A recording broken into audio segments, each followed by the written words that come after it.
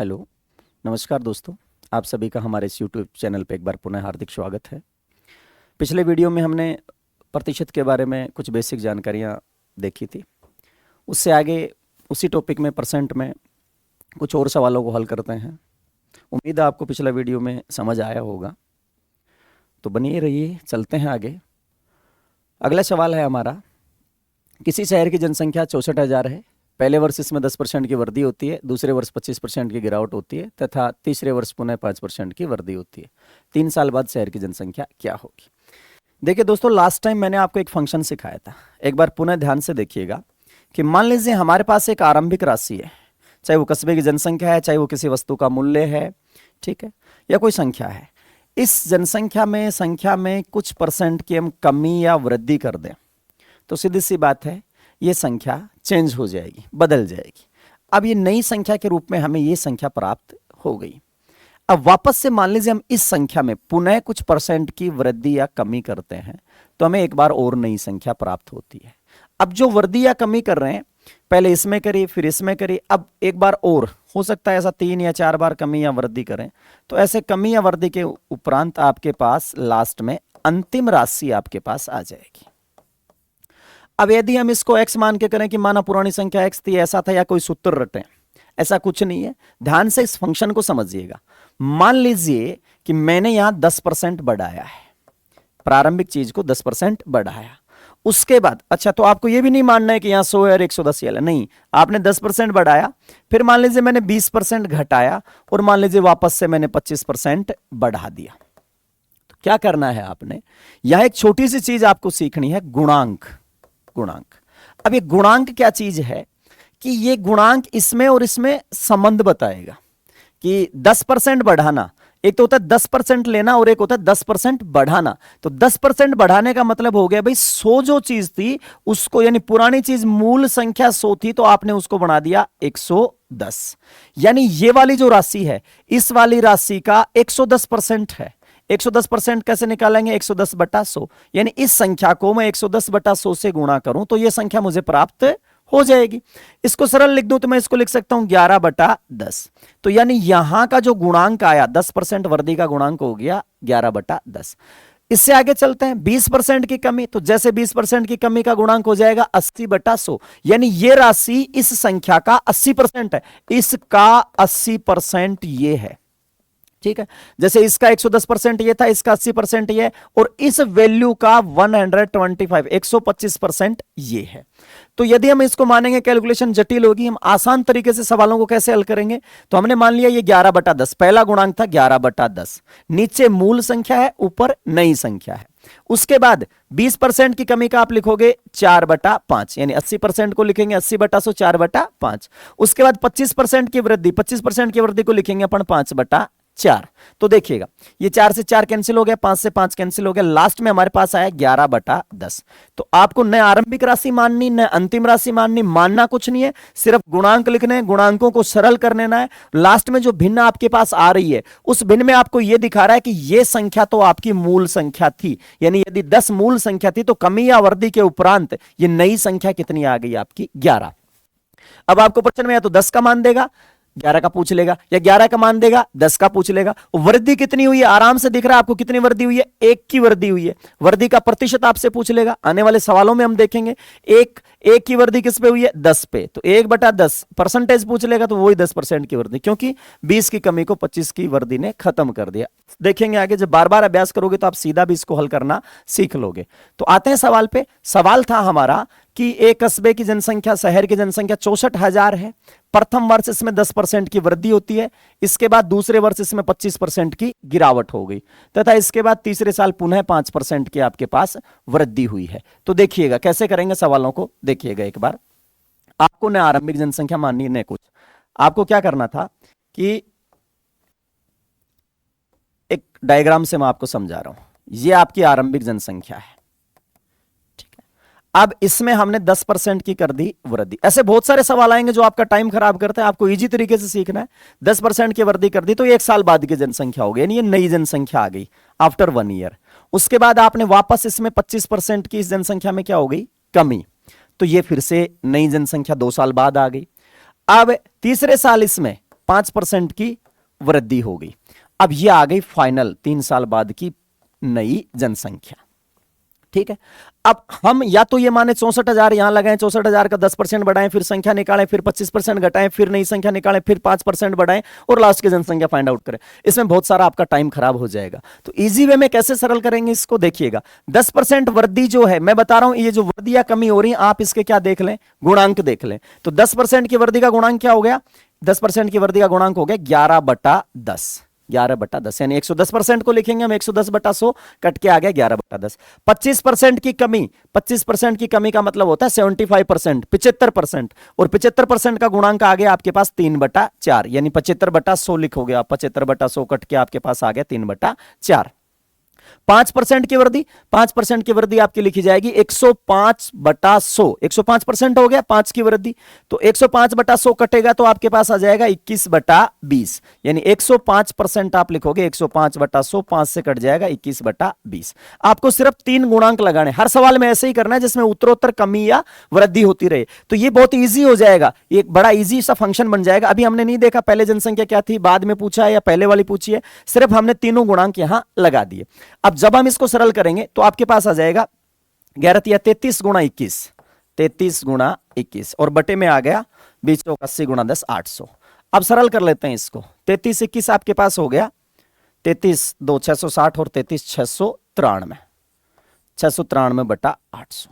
ये भिन्न आपके पास बन गई 693/800।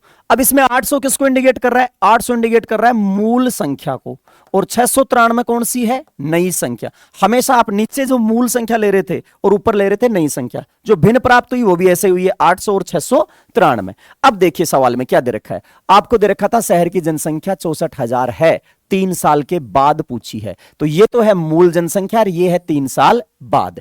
अब आ जाओ प्रश्नानुसार, आपको वैल्यू दिया है किसका, 800 का, 800 मूल जनसंख्या थी, 800 का मान आपको दिया है कितना, 64,000, और आपसे वैल्यू पूछी है किसकी, 693 की। अब 693 की वैल्यू कैलकुलेट करो, ये बन गया आपका यूनिट मेथड। तो एक नियम की सहायता से हम देखेंगे तो कैसे लिखेंगे इसको, 1 यूनिट का वैल्यू निकाल लेते हैं, 00 कैंसिल, 8 8 64, 1 यूनिट का मान आ गया 80।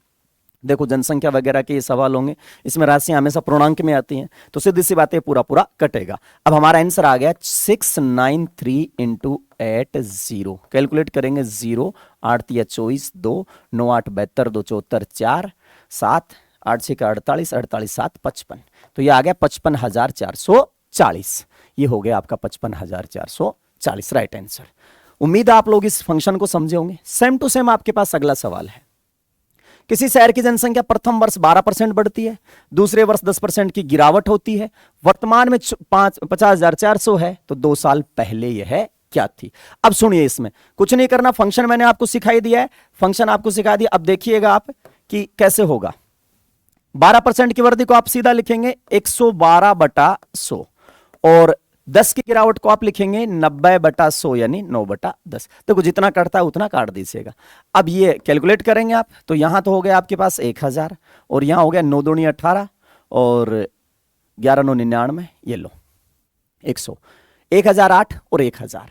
अब इसमें 1008 जो है वो तो है नई जनसंख्या और ये है पहले की मूल जनसंख्या।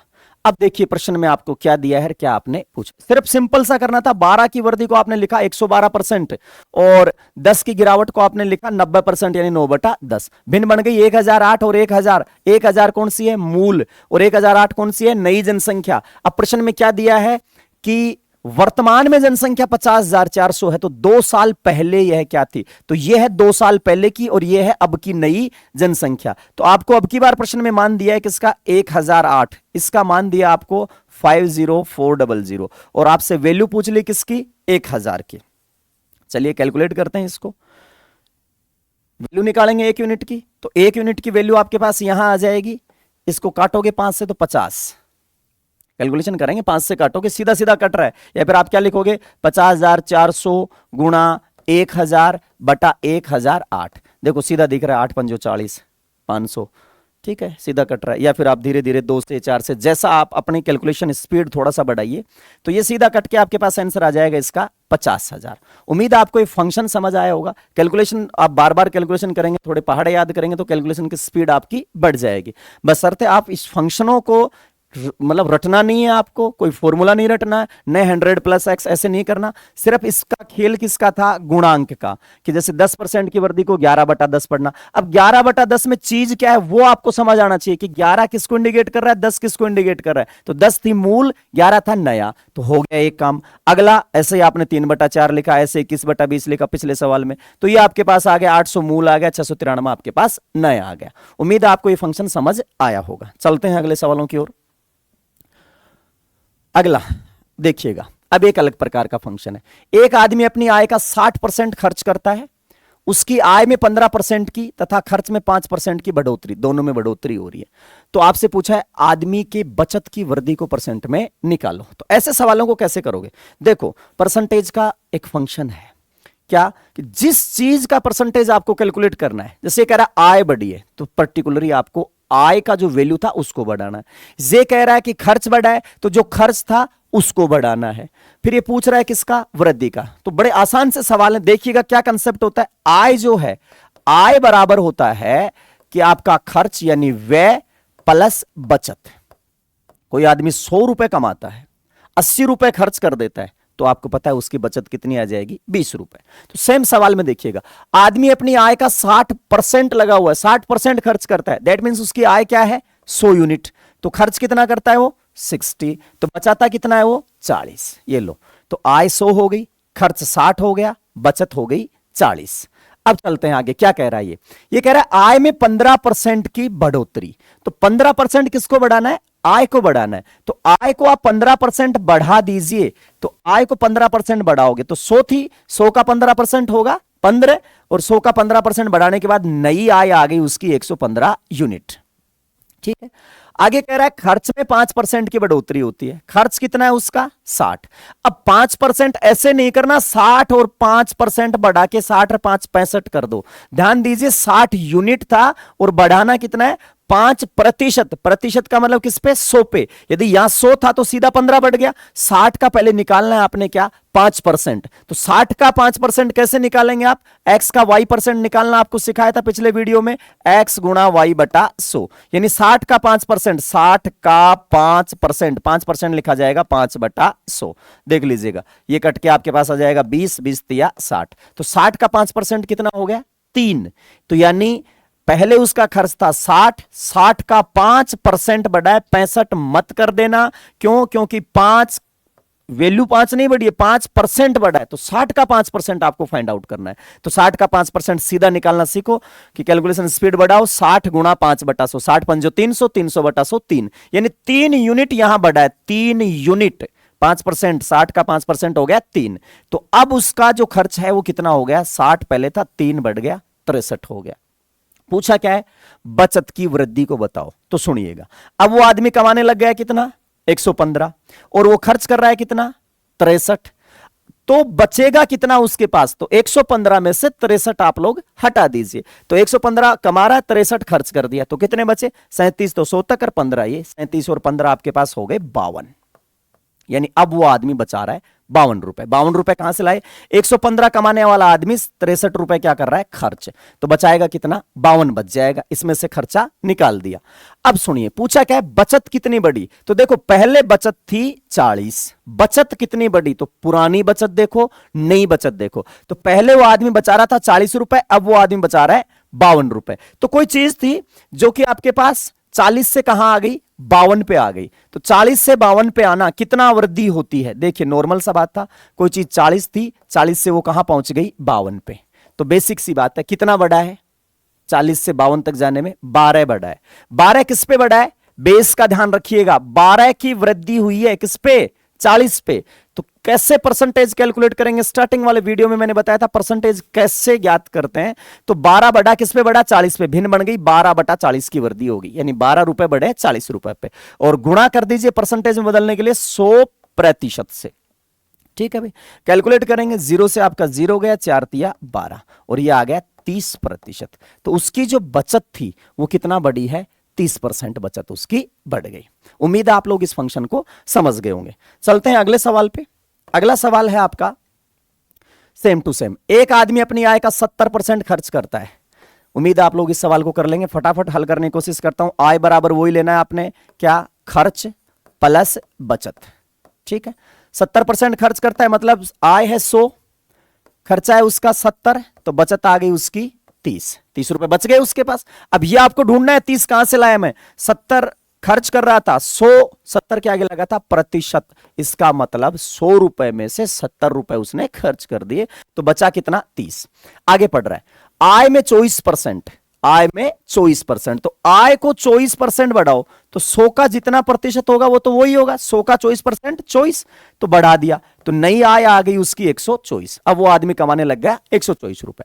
खर्च में 15% की वृद्धि। अब 15% खर्च, पुराना खर्च क्या था 70, उसमें वृद्धि हुई है कितने की, 15% की। तो मैं वापस याद दिला दूं, 70 में 15 मत जोड़ना, 70 का 15% आपको निकालना है। 70 का 15% मुझवानी निकालने की कोशिश कीजिए, 70 गुणा 15 बटा 100, तो 70 गुणा 15 बटा 100, 105 बटा 10 आपके पास बचेगा 10.5, 10.5। ये छोटी छोटी कैलकुलेशन आप मुझबानी करना सीखिए। 70 का 15%, 70 गुणा 15 बटा 100, ठीक है, तो 10.5 इसमें क्या हो गया, बढ़ गया। तो पहले खर्च कर रहा था 70 रुपए, अब 10.5 रुपए वो और खर्च करने लग गया, तो अब उसका खर्चा हो गया 80 रुपए 50 पैसे, यानी 80.5 उसका क्या हो गया, खर्चा हो गया। तो बचा कितना रहा है, 124 में से 80.5 रुपए तो वो क्या कर देता है, खर्च, तो बचेगा कितना, देखिएगा कैसे निकालेंगे आप 80.5। पहले 80 निकाल लीजिए 100 में से, कितना बचा 20, 20 में से आधा और निकाल दीजिए, कितना हो गया 19.5। ये कैलकुलेशन को फास्ट करने की छोटी छोटी टेक्निक्स हैं, आप इनको सीखिएगा। 19.5 ये हो गए और 24 ये हो गए आपके पास, तो 19.5 और 24 आपके पास हो गए 20 और 20 40 और 3 43, 43 रुपए 50 पैसे।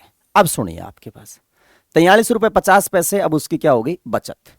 वो आदमी पहले बचा रहा था 30 रुपए, अब बचा रहा 43.5 रुपए, यानी कितना बढ़ गया उसका बचत, 30 से 43 चला गया 13 रुपए 50 पैसे, यानी 13.5 की वृद्धि हो गई किस पे, 30 पे। तो आप लिखोगे 13.5 बटा 30 गुणा में 100%। सरल कर लीजिए, फास्ट करो, बहुत अच्छी बात है। नहीं करना था दशमलव हटा के ये लगा दीजिए, 300 हो गया, 00 से 00 हो गया, 3 45 दिया 135, तो उसकी जो वृद्धि हो गई वो कितनी होगी बचत में, 45%। उम्मीद है आपको समझ आया होगा।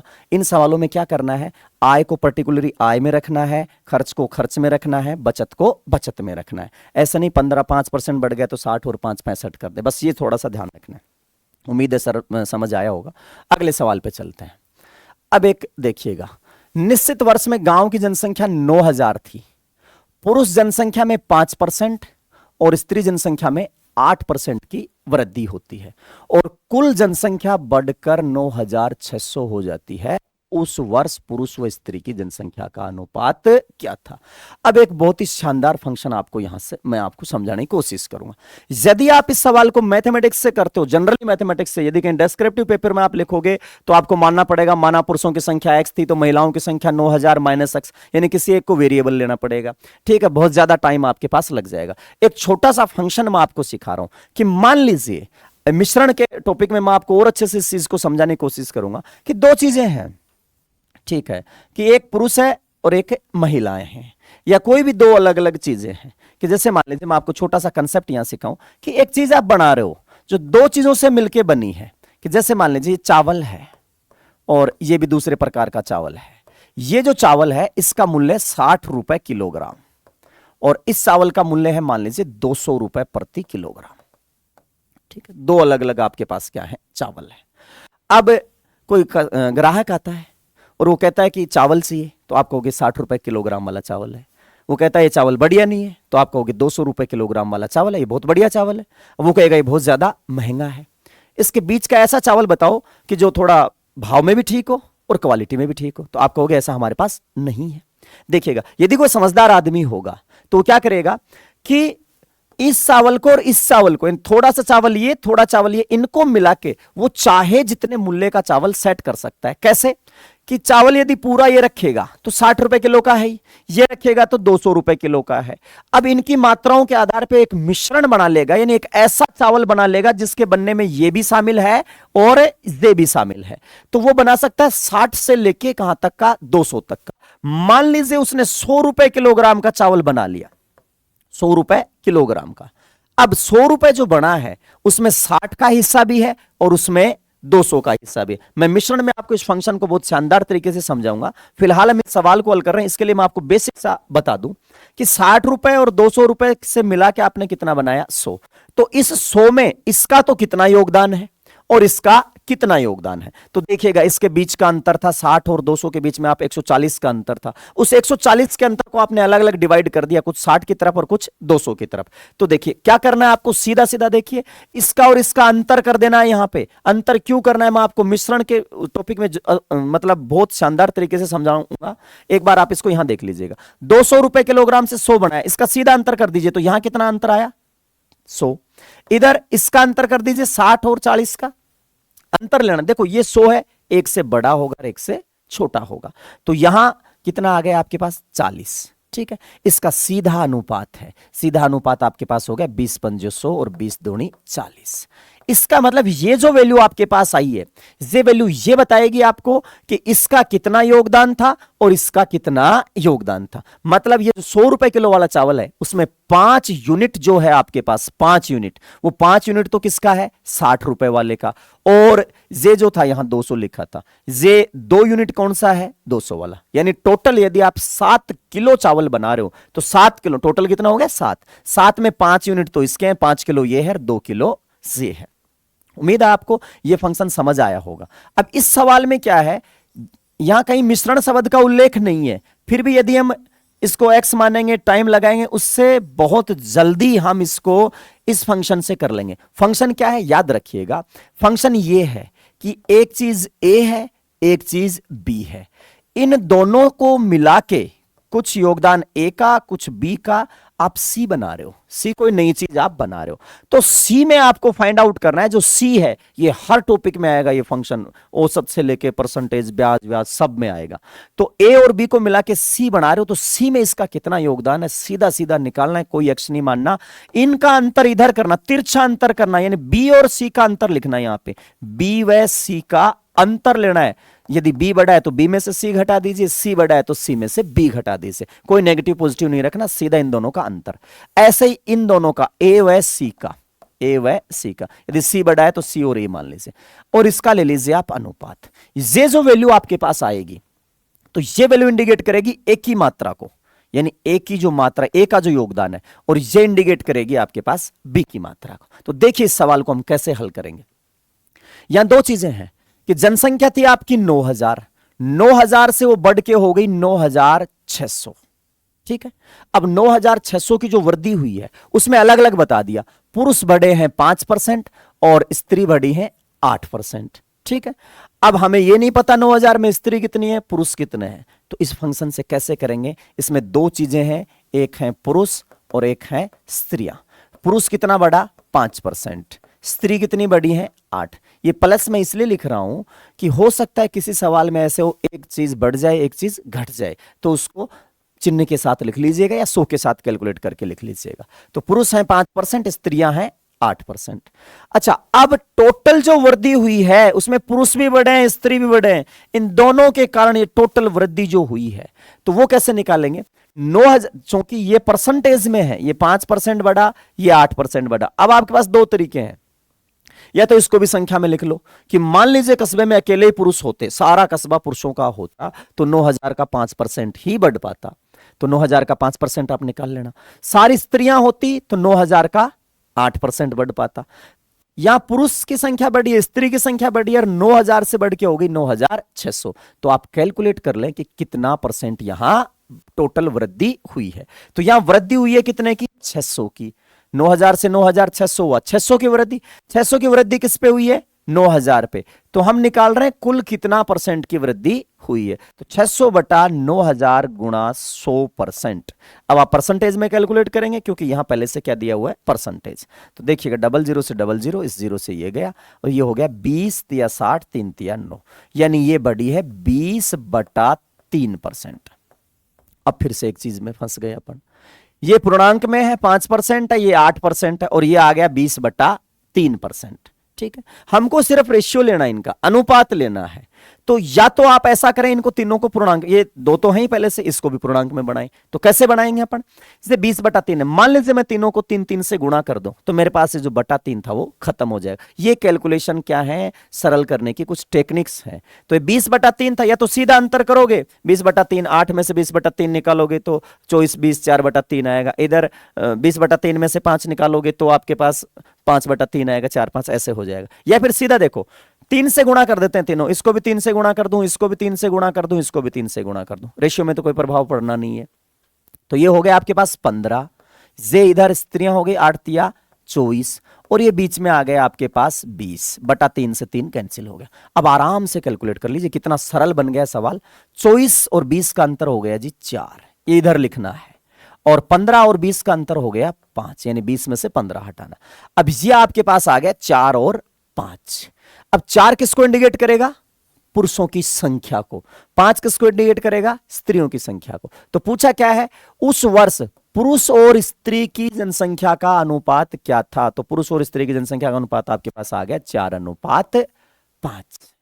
उम्मीद है आप इस फंक्शन को समझ पाए होंगे, और ये कई टॉपिक में आगे काम में आएगा। मिश्रण में मैं आपको पुनः बता दूं, इसको बहुत अच्छे ढंग से मैं समझाऊंगा। तो देखिएगा अगला सवाल, एक नगर की जनसंख्या 8,000 है, पुरुषों की संख्या में 9%, स्त्रियों की संख्या में 16% की वृद्धि होती है, तो कुल जनसंख्या बढ़ के 9,000 हो जाएगी। फटाफट देखते हैं, एक तरफ लिखते हैं पुरुष और एक तरफ लिखते हैं स्त्री। ठीक है, पुरुष कितना बढ़ा, 9%, स्त्रियां कितनी बढ़ी, 16%।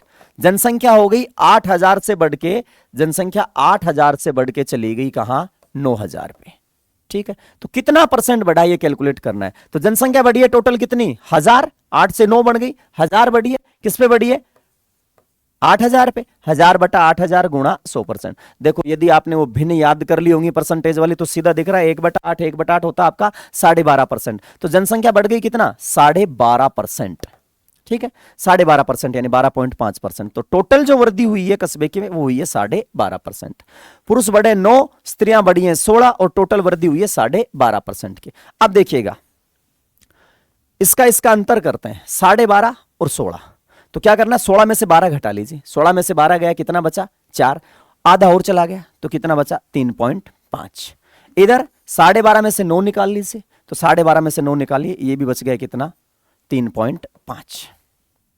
ठीक है, अब दोनों 3.5 3.5 है, इसका मतलब कितना हो गया, उस वर्ष पुरुष व स्त्री की जनसंख्या का अनुपात है 1:1। तो आपसे क्या पूछा है, स्त्रियों की संख्या निकालें। तो जनसंख्या कितनी थी आपके पास, 8,000, और पुरुष और महिला का अनुपात क्या है, 1:1। तो 1:1 में आप 8,000 मानोगे तो क्या होगा, 4,000 पुरुष थे, 4,000 महिलाएं थी। ठीक, तो नगर में स्त्रियों की संख्या कितनी आ गई, 4,000। उम्मीद है आप इस चीज को समझ गए होंगे। अच्छा, अब स्त्रियों की संख्या पुरानी जो थी वो तो कितनी हो गई, 4,000। यदि ये पूछता स्त्रियों की नई संख्या क्या है, तो सवाल बड़ा और अच्छा बन जाता, 4,000। अच्छा, ये जो वैल्यू आ रही है ना, ये अनुपात आ रहा है, ये किसका अनुपात आ रहा है, बेस का अनुपात आ रहा है। ये 8,000 का रेशियो था, 8,000 में से होके फिर बढ़ा ये 9,000। ये 9,000 का नहीं है, कहीं आप 9,000 को एक एक बांट के 4500 कर दे, नहीं, 8,000 जो मूल जनसंख्या थी ये उसका अनुपात है।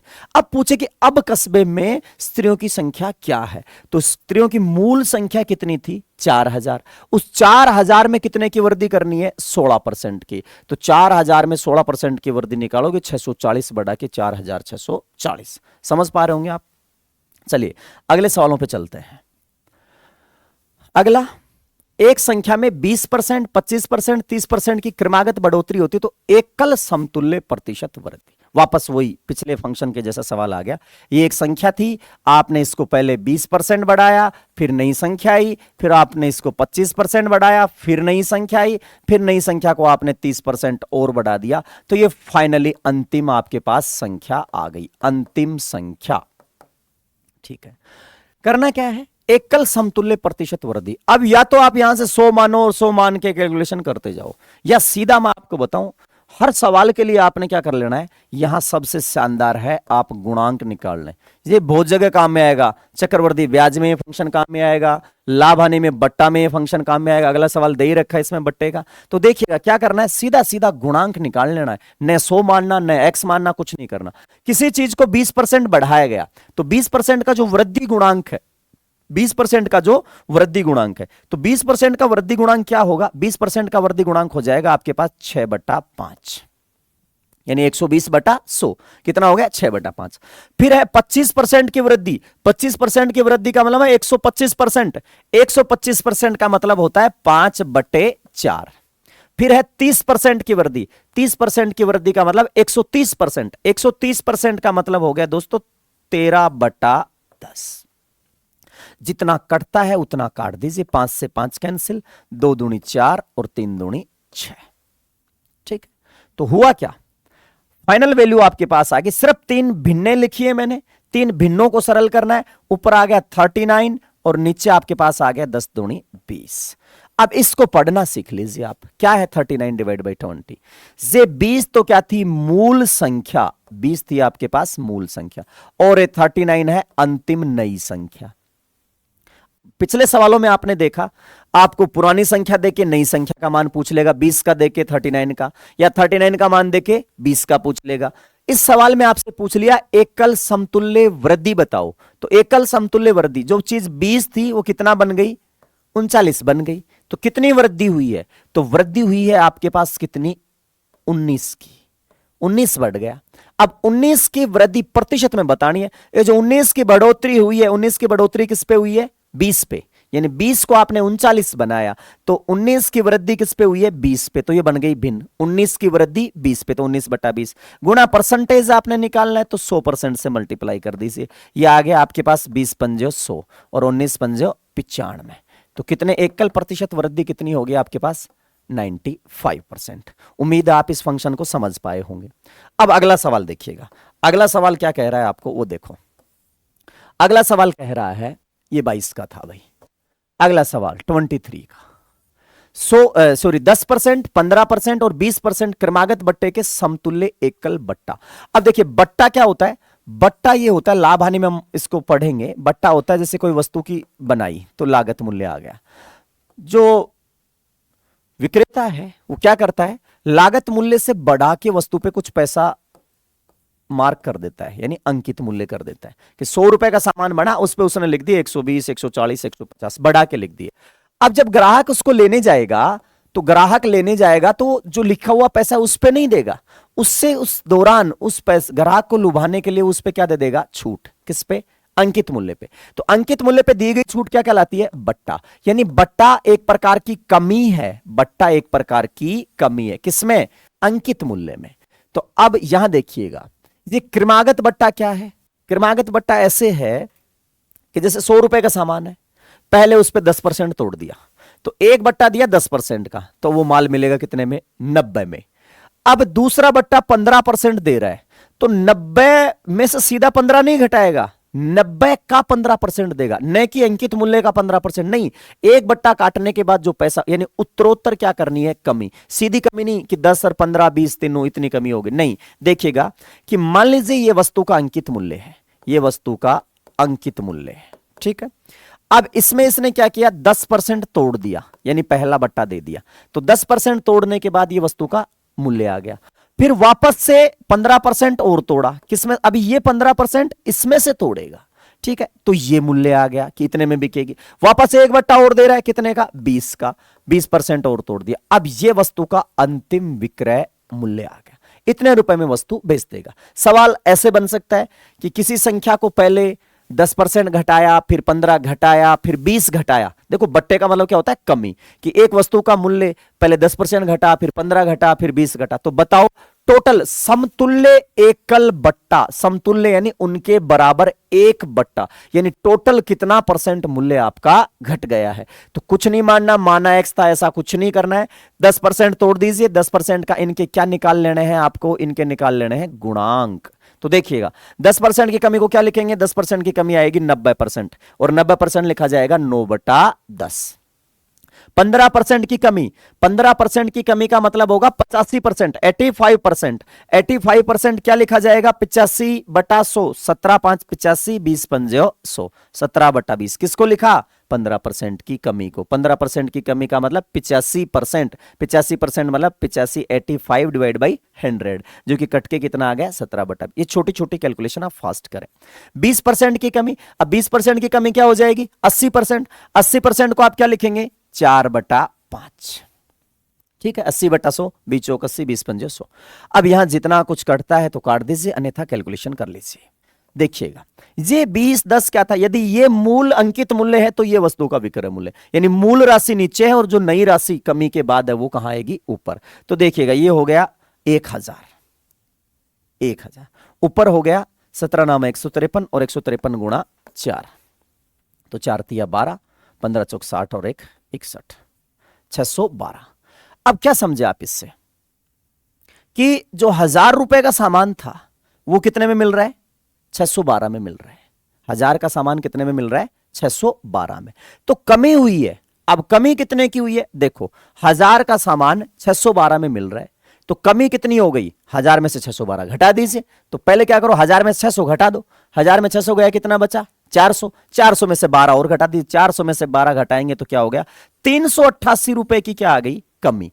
अब प्रतिशत कैसे निकालेंगे, 388 की जो कमी है वो किस पे है, 1000 पे। तो आप लिखेंगे 388/1000, और परसेंटेज में बनाने के लिए आप लगा देंगे 100%। तो 00 से 00, एक स्थान छोड़ के दशमलव, 10 का भाग देने का मतलब है एक स्थान छोड़, काटना मत इसको वरना 5 का भाग देना पड़ जाएगा। 388/10 तो 38.8%, ये आपका 38.8%, ये आपका आंसर आ गया। उम्मीद है आप गुणांक की सहायता से इन सवालों को बहुत फास्ट तरीके से हल कर लेंगे। ये ऐसे सवाल थे जिसमें बहुत ज्यादा टाइम लगता है। देखिएगा अब चलते हैं आगे, बहुत ही बार बार पूछे जाने वाले सवाल हैं, खपत के मूल्य बढ़ाने के, इनको कैसे हल करेंगे। तो देखिएगा, एक मजदूर का वेतन पहले 10% बढ़ा दिया और फिर उसको 15% क्या कर दिया, कम, तो वेतन में कितना परसेंट बदलाव था। तो देखिएगा क्या हुआ है, मान लीजिए उस मजदूर का वेतन ये था, इस वेतन को पहले आपने 10% बढ़ाया तो वेतन हो गया इससे। ठीक है, सीधा कैलकुलेशन मत कर देना कि 10 बढ़ा दिया 15 कम कर दिया तो 5 कम हो गया, नहीं, ये 10 बढ़ा था मूल वेतन पे, जैसे 100 था जो भी था। अब वेतन 10% बढ़ने के बाद बेस बदल गया, नया वेतन आ गया। अब जो कमी है वो नए वेतन में से है, इसमें से आपने 15% की क्या कर दी, कमी। अब सुनो, आपको पुराना वेतन देके नया वेतन पूछ सकता है, नया वेतन देके पुराना वेतन पूछ सकता है, और दूसरा कुल कितने परसेंट की कमी हुई है। इसके फास्ट ट्रिक सूत्र भी होते हैं, आपको फालतू में नहीं पढ़ना, सूत्रों के चक्कर में प्लस एक्स माइनस वाई ऐसा कुछ नहीं करना। 10% की वृद्धि देखिए, तो 10% की वृद्धि को आप क्या लिखेंगे, 11/10। जब आप बार बार इनके गुणांक फटाफट हल करने लग जाएंगे तो देखिएगा सवाल बेहद फास्ट होने लग जाएंगे। सूत्र मैं आपको लिखा दूंगा, ट्रिक यहां रटवा दूंगा, आप एग्जाम हॉल तक उनको नहीं ले जा पाओगे, भूल जाओगे, सवाल गलत होंगे, कोई फायदा नहीं रहेगा मेहनत करने का। तो जितना आप सीखो टाइम कंज्यूम करिए, चाहे जितना सीखो उतना, मतलब पढ़ने के बजाय उनको सीखो, कंसेप्ट क्लियर करो। उससे क्या होगा, कंसेप्ट क्लियर होगा तो वो सवाल जब भी आपसे पूछा जाएंगे आप कैलकुलेशन की स्पीड बढ़ा लीजिए, और जो ट्रिक रट के बच्चे जाते हैं उनसे बेटर आप प्रदर्शन कर पाएंगे एग्जाम में। तो देखिएगा 10% की वृद्धि को लिखा है 11/10।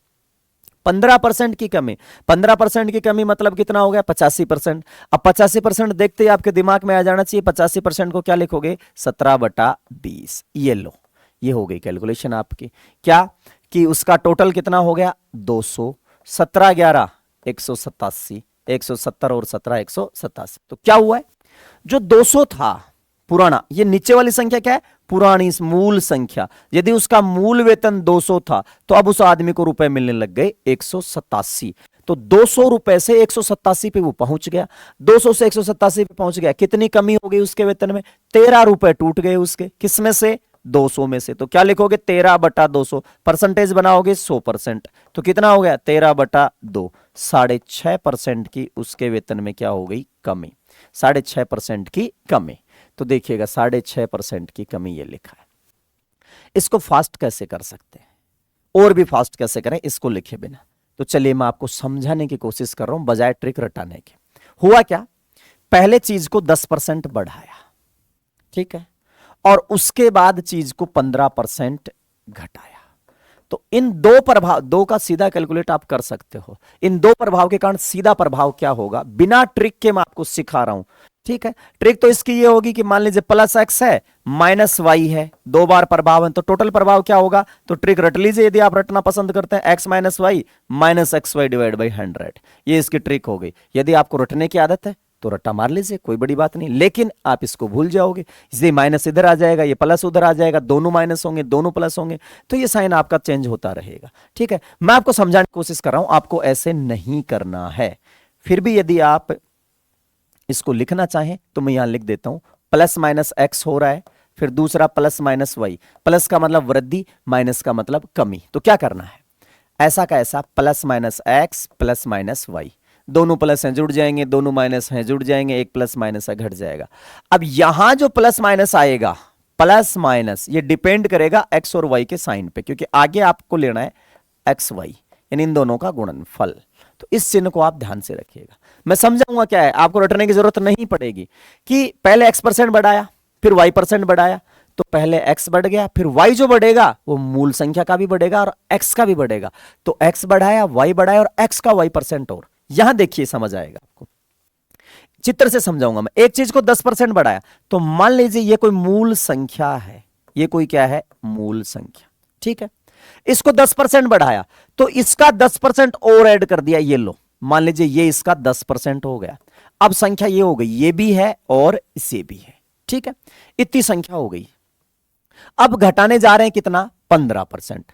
तो 15 किसका घटाएंगे, अब जो आपके सामने है उसका ही तो घटाओगे, तो 15% इस पूरे का घटेगा, तो मूल संख्या का भी 15% घटेगा और ये जो 10% बढ़ा दिया था इसका भी 15% घटेगा। तो हुआ क्या, बढ़ाया 10 और घटाया कितना, 15%। तो 15% किसका घटाओगे, मूल संख्या का भी और जो पहले बढ़ा चुके थे उसका भी। तो देखिए मूल संख्या का 15% घटा देंगे, 15 टूट गया। अब 10 का 15% और टूटेगा, अब 10 का 15% आपको निकालना है, तो 10 का 15% कैसे निकालेंगे, 10 गुणा 15/100, 1.5, ये और टूटेगा। तो बढ़ा तो कितना था 10, टूटा कितना 15, एक टूटा मूल संख्या का और 1.5 और टूटा किसका, 10 का 15%। इसलिए फॉर्मूले में ये x गुणा वाई है कि x का y परसेंट बढ़ेगा या घटेगा। तो देखिएगा बढ़ा है 10 और टूटा है कितना, 16.5, तो कितना टूट गया, 6.5 की क्या हो गई, कमी। ऐसे आप इसको फास्ट कर सकते हो। कैसे, आप इन दोनों को जोड़ दीजिए, घटा दीजिए, जो भी है, इन दोनों को देखा तो आपको लगा कि कितना टूट गया, 5 टूट गया। बढ़ा था 10 और टूटा 15, तो 5 नजर आ रहा है टूटता हुआ, और ये बढ़ा और ये घटा, दोनों के अलग अलग साइन है, इसका मतलब इनका गुणनफल कैसा आएगा, नेगेटिव। तो टूटेगा, और कितना टूटेगा, 10 का 15%, तो और तोड़ दो 10 का 15% कितना, 1.5। यदि आपकी कैलकुलेशन अच्छी है, फास्ट है, तो मैं आपसे मतलब ये उम्मीद रखता हूं कि आप लोग इसको इस तरीके से कर दें सीधा कि 10% बढ़ा 15% टूटा, तो 5 तो सीधा नजर आ रहा है टूटता हुआ, 10 का 15% और देख लें, तो 10 का 15% कितना, 1.5। अलग अलग साइन थे तो नेगेटिव आ गया आपके पास, तो टोटल टूट गया कितना, 6.5। अब ये लो आपकी ट्रिक से भी क्या हो गया, फास्ट हो गया। तो इस चीज को आप ऐसे समझ के हल करें। चलिए आते हैं अगले सवाल पे। एक दुकानदार वस्तुओं के अंकित मूल्य को प्रारंभिक मूल्य से 26% अधिक अंकित करता है और मांग बढ़ जाने के कारण पुनः 26% की बढ़ोतरी करता है। देखा दुकानदार, और उसे कितना परसेंट का लाभ मिला। तो दुकानदार भाई साहब क्या कर रहे हैं, 26% तो पहले ही बढ़ा के बैठे हैं। ठीक है, अब मांग बढ़ गई, तो मांग बढ़ गई तो वापस उसने क्या कर दिया, 26% और बढ़ा दिया। यानी एक चीज पे दो बार 26% की क्या हो गई, वृद्धि हो गई। दोनों बार, पहले 26 बढ़ाया फिर उसको 26 बढ़ाया। तो मैं आपसे उम्मीद रखता हूं कि आप सीधी कैलकुलेशन इस तरीके से करेंगे। अपने पास गुणांक तो तैयार है ही, 126/100, 126/100, उससे करें, वो तो हो गया बेसिक तरीका। अब आप थोड़ा सा 2-4 सवाल हल करेंगे तो आप इनको फास्ट करने लग जाएंगे। तो देखिएगा कैसे करना है। क्या हुआ है, 26% एक बढ़ा और 26% एक बढ़ा, तो सीधा देखने में देखो 26 बढ़ा फिर 26 बढ़ेगा, तो ये देखो ये मूल संख्या, ये उसका 26%, ऐसे हो गया मूल संख्या 100 और 26% ये, तो अब उसका वैल्यू हो गया 126।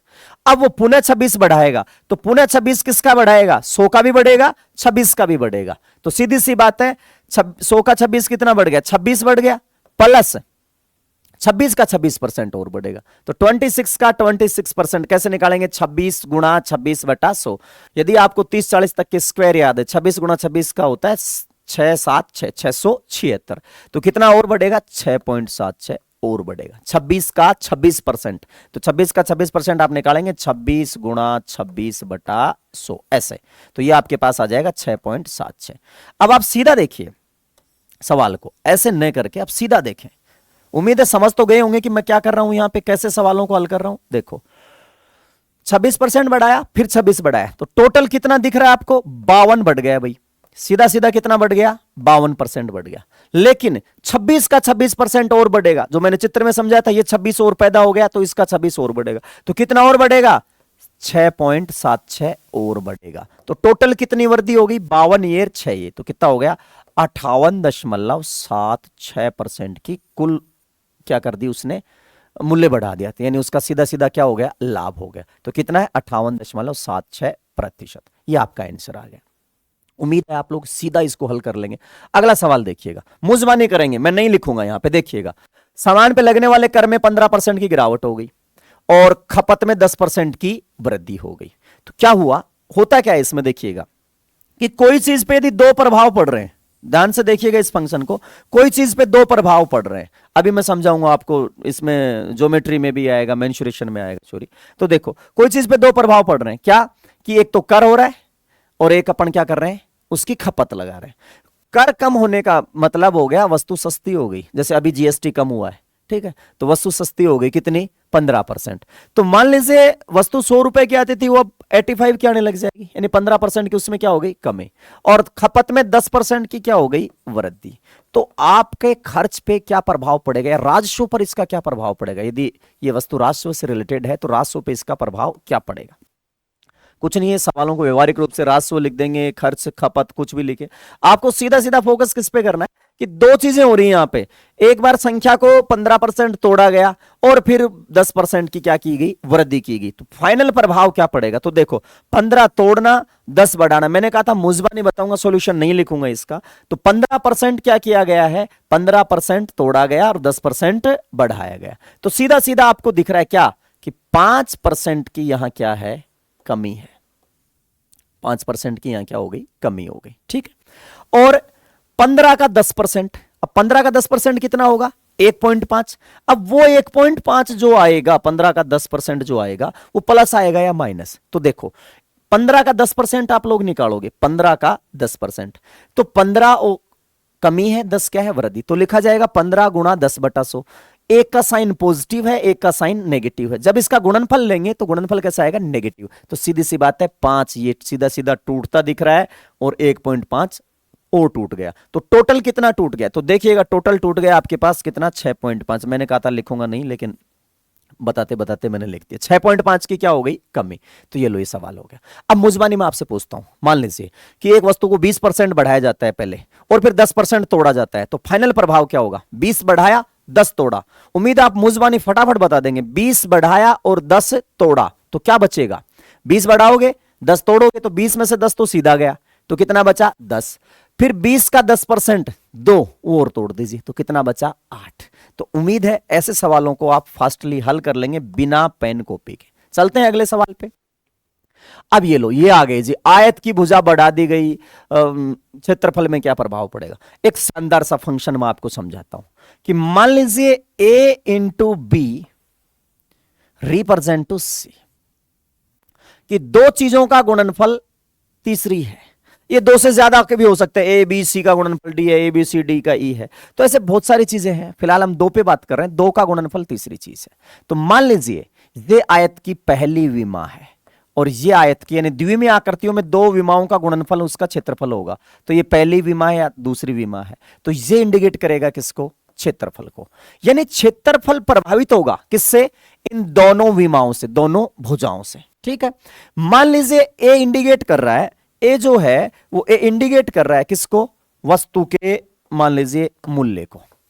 ए वस्तु का मूल्य है, ठीक है, कि इतने ए रुपए किलो वस्तु आ रही है।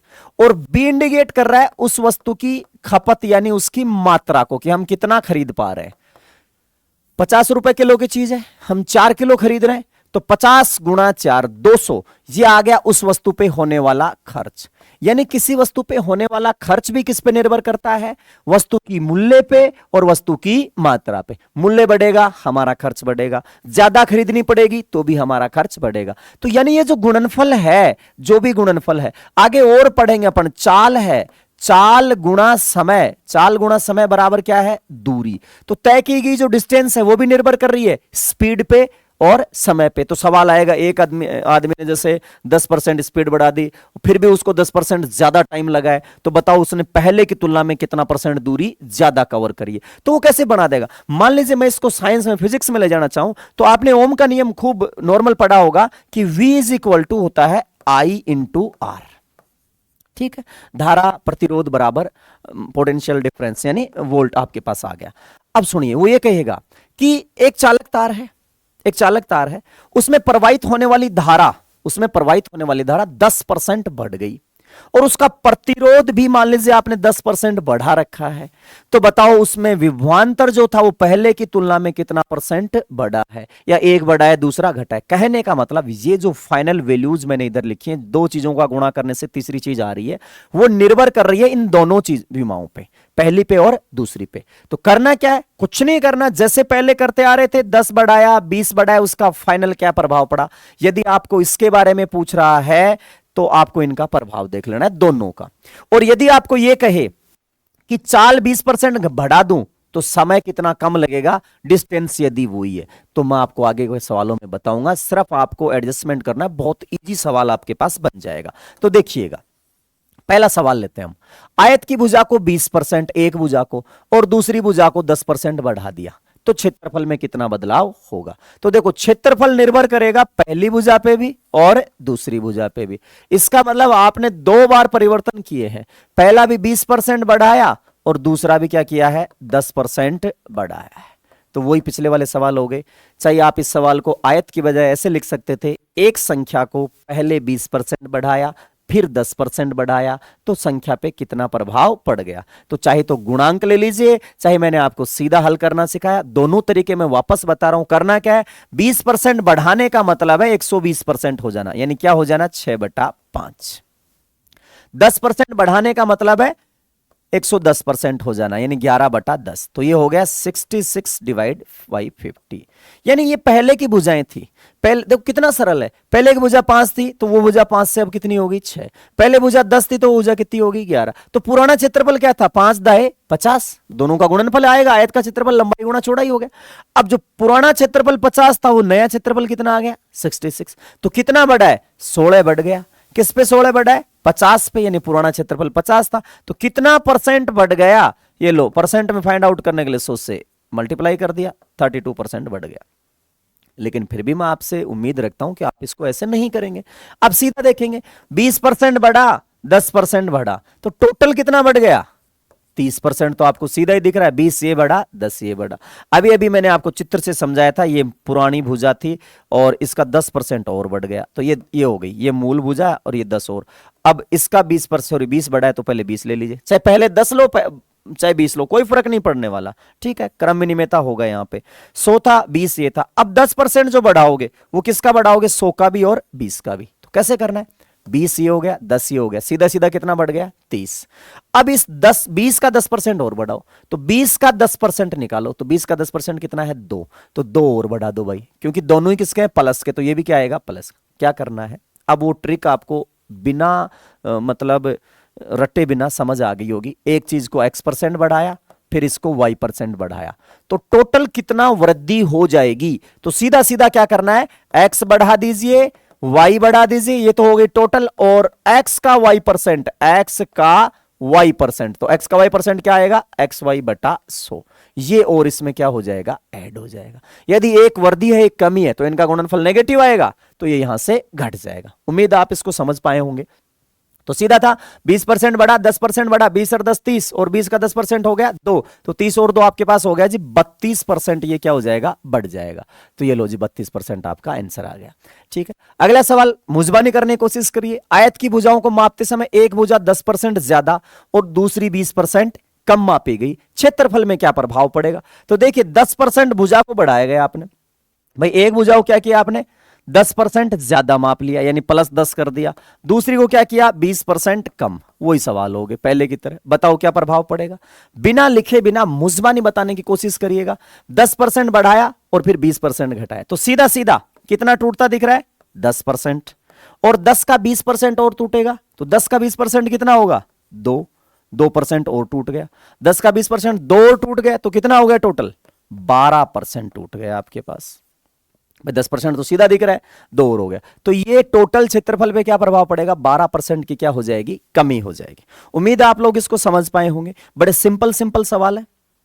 चलते हैं अगले सवालों की ओर। देखिएगा, यदि आयात की गई चीनी पर शुल्क में 25% की वृद्धि हो गई तो एक व्यक्ति द्वारा वस्तु की खपत में कितना % की कमी की जाए, खर्च में कोई बदलाव न हो। अब क्या था देखिएगा, अभी अभी मैंने आपको बताया कि A इंटू बी मान लीजिए रिप्रेजेंट कर रहा है किसको? C को रिप्रेजेंट कर रहा है। अब C कैसे प्रभावित होगा? तो C प्रभावित होगा A से भी और B से भी। अब अगले सवालों में हम देख रहे हैं कि C को प्रभावित नहीं करना है, C को स्थिर रखना है, C को स्थिर रखना है और इन दोनों में समायोजन करना है कि जैसे इसको बढ़ा दें तो इसको घटा दें या इसको घटा दें तो इसको बढ़ा दें। यानी यहां समायोजन करके C का स्थिर रखना है या C को उसके अनुसार समायोजन के अनुसार ही आपने बदलना है। तो देखिए कैसे होगा कि शुल्क में 25% की वृद्धि, तो देखो शुल्क 25% बढ़ गया, खपत मात्रा जो है वो कितना कम करेंगे, खर्च में कोई बदलाव न हो। देखिएगा, मान लीजिए पुराना 100 था, क्या? शुल्क, और मात्रा भी कितनी थी? मान लीजिए 100 थी। ठीक है, तो जो खर्च था वो आपके पास 100 गुणा 100 यानी 10,000 आ रहा था। ठीक है, खर्च अभी भी आपने कितना रखना है? चेंज नहीं करना, 10,000 ही रखना है। ठीक, तो क्या होगा? शुल्क जो था वो 25% बढ़ गया यानी कितना हो गया? 100 से कहां आ गए हम? 125 पे। तो इसको कितना चेंज कर दें कि अभी भी ये क्या रहे? 10,000 ही रहे। तो जाहिर सी बात है, जब दो राशियां, एक छोटी सी चीज में और समझा दूं आपको, यदि कभी भी A इंटू बी, चाहे फिजिक्स पढ़ रहे हो आप, चाहे केमिस्ट्री कुछ भी पढ़ रहे हो, वहां यदि A इंटू बी रिप्रेजेंट करता है किसको? C को, तो आप गांठ बांध लीजिएगा, ये दोनों चीजें हमेशा विलोमानुपात में होंगी। ये दोनों चीजें हमेशा विलोमानुपाती होंगी। ए और बी आपस में विलोमानुपाती होंगे। बड़ा हमेशा का कंसेप्ट देख लीजिए, ए इंटू बी बराबर सी है। जैसे साइंस में अभी हम पढ़ रहे थे, वी बराबर होता है आई आर, ओम का नियम, V बराबर आई आर। तो I और R दोनों का गुणनफल V है, तो अलग से रटने की जरूरत नहीं है, ये दोनों चीजें गुणा है, मतलब ये दोनों आपस में क्या है? विलोमानुपाती होंगी। न्यूटन का second F is equal to M A, second rule जो है आपके पास, F बराबर एम ए। तो M और A आप फिजिक्स में देखेंगे, मास और एक्सेलरेशन, ये दोनों आपस में क्या है? विलोमानुपाती है। हमारे यहां आ रहा है कि मान लीजिए मूल्य गुणा उसकी मात्रा बराबर होने वाला खर्च। तो देखो, यदि खर्च स्थिर रखना है, भाव बढ़ गया, तो सीधी सी बात है मात्रा को कम करना पड़ेगा। तो जब भी ये दोनों चीजें गुणा हैं तो ये दोनों हमेशा क्या रहेंगी? विलोमानुपाती। और ये जो कंसेप्ट है, ये इन सवालों को बहुत ही शानदार तरीके से हल करने में मदद करेगा। इतना लंबा चौड़ा लिखने की आपको जरूरत नहीं है, मैं सिर्फ समझाने के लिए आपको फर्स्ट टाइम बता रहा था कि जैसे ये 100 से 125 गया, यानी ये 4 अनुपात किस में आ गया? 5 में। अनुपात निकाल लीजिए, कैलकुलेशन इजी हो जाएगी। शुल्क 4 से 5 पे गया तो बेझिझक मात्रा आपकी 5 से 4 पे आ जाएगी। मात्रा 5 से 4, बस। अब पूछा क्या है? मात्रा कितने कम करें? अपने आप ही कम होगी। देखो, मात्रा 5 थी, 5 से क्या बढ़ानी है? 4। तो कितनी कमी करनी है? 1 की। किसमें से? 5 में से। ये लो, 1/5 कम हो जाएगा। 1/5 परसेंटेज में 100 से गुणा कर दो, कितना कम हो जाएगा? 20%। तो मात्रा को 20% कम करना है। उम्मीद आप लोग इस चीज को समझ पाए होंगे। यानी जब भी दो चीजें आपस में गुणा हो रही हैं तो दोनों जो चीजें हैं वो आपस में विलोमानुपाती रहेंगी, चाहे वो फिजिक्स में है, चाहे वो मैथमेटिक्स में है। जैसे आप चाल और समय होता है, चाल गुणा समय बराबर दूरी आता है। जैसे आपके पास आता है चाल गुणा समय बराबर आता है दूरी। अब यदि चाल बढ़ाओगे तो सीधी सी बात है समय कम लगेगा। तो जो भी दो चीजें गुणा है, कोई भी फंक्शन आपको याद आ रहा है, वे दोनों चीजें गुणा होकर तीसरी चीज पैदा कर रही हैं, इसका मतलब ये दोनों आपस में विलोमानुपाती हैं। तो आइए सवाल पे इसी तरीके से फटाफट हल करते हैं। शुल्क 25% बढ़ा, तो शुल्क 100 से कहां चले गए हम? 125 पे। ये क्या था? शुल्क। तो शुल्क हो गया आपका 100 से 125 यानी 4 से 5। ठीक है, तो सीधी सी बात है, जो मात्रा है, खपत है, वो इसकी विलोमानुपाती होगी। मात्रा आ जाएगी 5 से कहां, 4 पे। ठीक है, तो मात्रा में कितनी कमी करेंगे, 1 की कमी होती दिख रही है किस पे, 5 पे, तो हम लिखेंगे 1/5 गुणा 100%, आ गया आपका 20%। बस इतना ही जल्दी सवाल को फटाफट हल करना है। अगला सवाल देखते हैं। चीनी 20% की कीमत कम हो जाती है, घरेलू खपत में कितनी वृद्धि करे ताकि खर्च में कोई बदलाव नहीं हो। कोई बदलाव नहीं हो तो सीधी सी बात है, यदि उसको स्थिर रख रहे हैं तो ये विलोमानुपाती होगा। बड़ा सिंपल है, एक व्यवहारिक तरीके से मैं और सिखाऊंगा, थोड़ा टेक्निकल तरीका हो गया। देखिएगा कि 20% की कमी हो गई कीमत में, यही कर देता है, कीमत 20% घट गई, तो कीमत जो थी 20% घटने का मतलब है 100 से कहां आ गई, 80 पे, यानी कीमत आ गई 5 से 4 पे। 100 और 80 को काट लोगे, 5 से 4 हो गए, 20 पंजे 100, 20 चौक 80। खर्च, खपत में कितनी वृद्धि करेगी, खर्च अपरिवर्तित हो, तो कीमत यदि 5 से 4 गई है तो उसकी जो खपत है वो चली जाएगी 4 से 5, इसका विलोमानुपाती।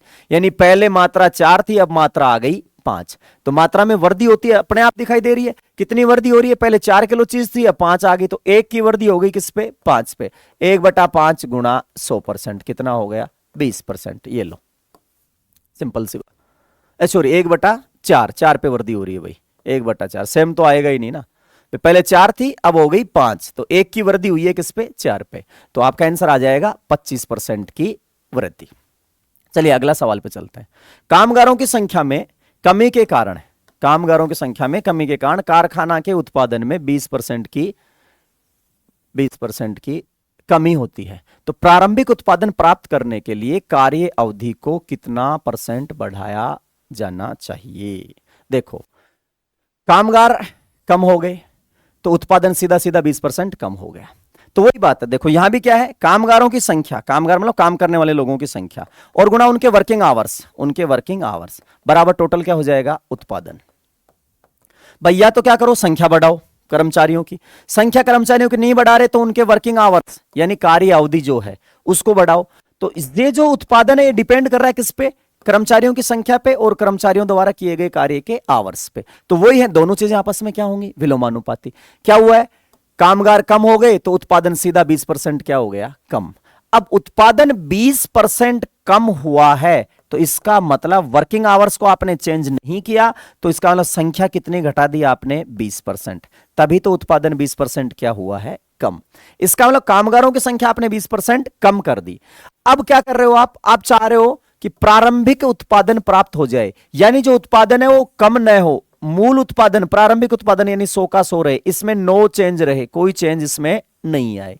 तो क्या करना है, वही विलोमानुपाती, कि कामगार जो थे, कामगार वो आ गए 20% कम, यानी 100 से कहां, 80 पे, तो वो इस कामगार चले गए 5 से 4 पे, तो इसका विलोमानुपाती होगा वर्किंग आवर्स, कार्य अवधि। कार्य अवधि आपके पास हो जाएगी 4 से 5। ठीक है, तो कितना बढ़े, कार्य अवधि कितना % बढ़ाई जाए, तो वही पहले सवाल वाले डेटा आ गए। 4 से कहां चले गए, 5 पे, तो कितना बढ़ी, 1 किस पे, 4 पे, तो 1/4 गुणा 100%। आप यदि भिन्न याद रख लोगे तो आपको इतना सारा लिखने की जरूरत नहीं पड़ेगी, 1/4 मुजबानी दिख जाएगा, 5 से 4, 4 से 5, तो 1/4 का मतलब हो गया आपके पास 25%। उम्मीद है आपको ये फंक्शन समझ में आया होगा। चलते हैं अगले सवालों पे। अब ये छोटे छोटे सवाल, एक विद्यार्थी को उत्तीर्ण होने के लिए 35% अंक पाना होता है, कोई विद्यार्थी 80 अंक लाने के बाद भी 60 अंकों से अनुत्तीर्ण हो जाता है, परीक्षा के अधिकतम निर्धारित अंक क्या है। बड़े सिंपल से सवाल आ गए, देखिएगा क्या है कि आपको एक स्टेटमेंट दिया जाएगा, यानी एक कथन आपको प्रश्न में दिया जाएगा, उस कथन से आपको प्रश्न से एक डेटा कैप्चर करना है, यानी एक आंकड़ा आपको निकालना है, वहां से वो कुछ कहना चाहेगा आपको। मैथमेटिक्स में मैंने पहले भी बताया आपको कि घर से याद करके नहीं ले जाना होता, समझ आधारित सवाल होते हैं, आंकड़े आपको वही मिलते हैं, और उसके बाद वो आपको जो पूछा गया प्रश्न है उसका आपको जवाब देना है, यानी 1% का वैल्यू देगा और 1% आपसे पूछेगा। तो देखिएगा क्या कहना चाह रहा है, बस इसको कथन को समझना है, ये जो कथन है इसको ध्यान से पढ़ के समझना है, और कोई इनके फॉर्मूले नहीं होते, कोई इनकी ट्रिक नहीं होती। यदि आप अभी भी विश्वास रखते हैं कि हम ट्रिक से या फॉर्मूला रट्टा मार के मैथमेटिक्स क्लियर कर लेंगे, तो मेरे भाई ऐसा पॉसिबल नहीं है। मैथ्स पढ़ने का विषय नहीं है, मैथ्स को जितना हो सके सीखिए, और बड़े आसान तरीके से मैं आपको सिखाने की कोशिश कर रहा हूं। फिर भी यदि आपको लगता है कि कोई सुझाव आपका है तो आप कमेंट बॉक्स में आइए, और कोई भी सुझाव, आपके सुझाव परीक्षाओं का हमेशा यहाँ स्वागत रहेगा। चलिए देखते हैं। तो ये जो कथन था उसको यानी सीखना है, अच्छे से पढ़ना है। 35% अंक लाना होता है परीक्षा में पास करने के लिए। एक बच्चा 80 अंक तो ले आया और 60 अंकों से फेल हो गया। मुझ बनी सवाल हल करना है। बच्चा 80 नंबर तो ले आया और उसको 60 नंबर से फेल हो गया, मतलब पास होने के लिए अभी उसको 60 नंबर और चाहिए होते थे। यानी 80 तो उसके आगे, 60 से वो फेल हो गया। तो पास होने के लिए जो स्कोर चाहिए होता था वो कितना था? 140। 80 तो ले ही आया, 60 से फेल हो गया, बस यही पढ़ना था। उसको 140 अंक आने चाहिए थे। ठीक है, तो 140 अंक क्या है? पास मार्किंग है। इधर कह रहा है कि 35% अंक लाना होता है। तो एक तरफ डेटा आपको परसेंटेज में, एक तरफ उसकी वैल्यू दी है। यानी इस कथन को आप पढ़ोगे तो आपको लगेगा यहां जो चर्चा की गई है वहां ये कहा गया 35% का मान 140 है। बस मैं आपसे ये उम्मीद रखता हूं कि आप इस चीज को फटाक से पढ़ना सीखें। कैसे? वो बोला 35% अंक लाना है, ठीक है। 80 अंक लाने के बाद 60 से फेल हो गया, मतलब कितने अंक लाने थे उसको? 140। एक तरफ आप कह रहे हो 35% लाने थे, एक तरफ हम कह रहे हैं 140 अंक लाने थे। इसका मतलब अंकों का जो 35% है वो किसके बराबर है? 140 अंकों के बराबर है। तो ये मैं कहा कथन होगा, कथन को पढ़ोगे तो वहां से एक आंकड़ा मिलेगा। ये मिल गया आपको आंकड़ा। अब जो प्रश्न पूछा है उसका जवाब दे दीजिए। प्रश्न क्या हो सकता है कि कितने अधिकतम अंक हैं, या इसका 15% क्या होगा, 60% क्या होगा। तो आपसे पूछा परीक्षा में अधिकतम निर्धारित अंक, तो अधिकतम अंक कितने हैं? 35%। तो अधिकतम टोटल, तो टोटल कितना हो जाएगा? 100%। तो सवाल बन गया आपके पास कि 35% का मान 140 है, तो 100% का मान क्या होगा? 35 चौक होता है 140। डेटा हो गया 35 का मान 140, तो 1% का मान आ गया 4 और 100% का मान हो गया सीधा सीधा 100 चौक 400। यानी परीक्षा के अधिकतम अंक जो हैं वो कितने हैं? 400। बड़ा आसान सा सवाल था, स्टेटमेंट है, डेटा निकालो, सवाल करो।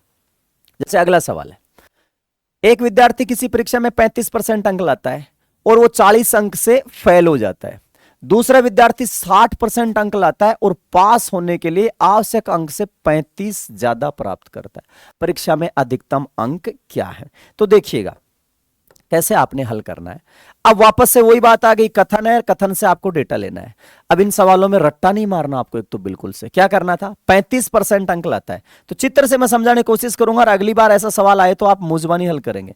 35% अंक ले आया, ठीक है, ये बच्चे का स्कोर हो गया। मान लीजिए फर्स्ट बच्चा जो 35% अंक लाया और 40 अंक से फेल हो गया, तो जो जादुई आंकड़ा है उसका पास होने का, जो उत्तीर्ण होने के लिए जो अंक चाहिए, उत्तीर्ण होने के लिए वहां तक पहुंचने के लिए अभी उसके 40 अंक रह गए, यानी 40 अंक पीछे है वो। यहां से चित्र से समझिएगा, अगली बार फास्ट मुजबानी करेंगे इसको कि ये बच्चा 35% ले आया, ये यहीं अटक गया। यदि 40 नंबर लाता तो ये यहां के, यानी यहां क्या हो जाता? पास हो जाता। ये तो हो गया इतना सा, इससे कोई क्लियर डेटा आपको पता नहीं चल रहा है।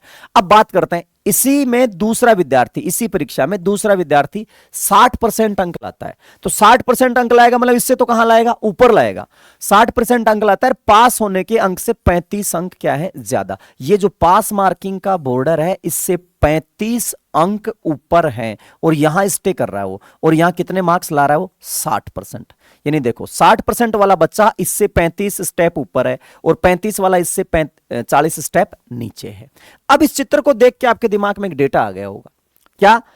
देखिएगा, रट्टा नहीं मारना, वरना मैं आपको सीधा दिखा देता, इन दोनों का अंतर कर लीजिएगा और इन दोनों को हमेशा के लिए जोड़ दीजिएगा, सीधा परसेंटेज बन जाता। नहीं, फिर आप भूल जाते। यदि वो दोनों ही बार ज्यादा अंक दे दे, दोनों ही बार फेल वाले बच्चों का दे दे, तो वहां समस्या आ जाएगी। इसलिए आप सीखिए इसको।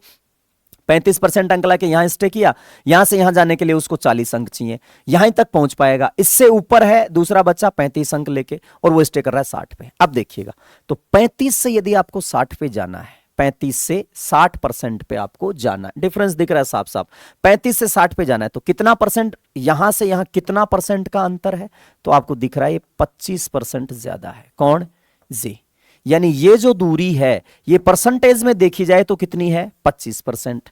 और यदि इसको अंकों में देखें तो अंकों में ये 40, तो ये सीढ़ियां 35, ये अंकों में कितनी है? 75। मैंने कहा ये आपको कथन देगा, व्यवहारिक जुड़े हुए कोई भी एग्जांपल्स आपको देगा, वहां से आपको डेटा कैप्चर करना है। इनके कोई ट्रिक नहीं होते कि, वरना हर सवाल के लिए एक ट्रिक होगा तो दुनिया भर के फॉर्मूले आपके पास हो जाएंगे। देखिए क्या मिला आपको? 25% रिप्रेजेंट कर रहा है किसको? 75 को। बस ये डेटा आपको उठाना था यहां से, तो आपके पास आ गया 25% को ये क्या कह रहा है? 25% को ये कह रहा है 75। ये लो, ये बन गया डेटा। अब कुछ भी पूछे यहां से, जरूर नहीं, इसने तो क्या पूछ रखा है, अधिकतम अंक पूछ रखे हैं। ये पूछ लेता है इस बच्चे के कितने नंबर आए, तो भी हम बता सकते थे। कैसे, 25% का मान 75, तो 1% का मान कितना हो गया जी, 3, 25 या 75।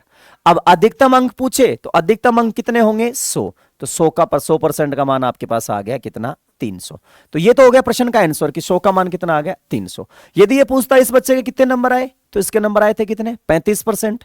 एक का मान कितना है, 3, तो 35 या 105, यानी इस बच्चे का स्कोर आपसे पूछता तो तरीका यही रहेगा, बस आपका कुछ भी चेंज नहीं होगा। इसके 105 स्कोर आ रहा है। इसका स्कोर क्या था, तो इसका स्कोर कितना है, 60% ला रहा है, एक का मान 3 है, तो 6 18 180 है।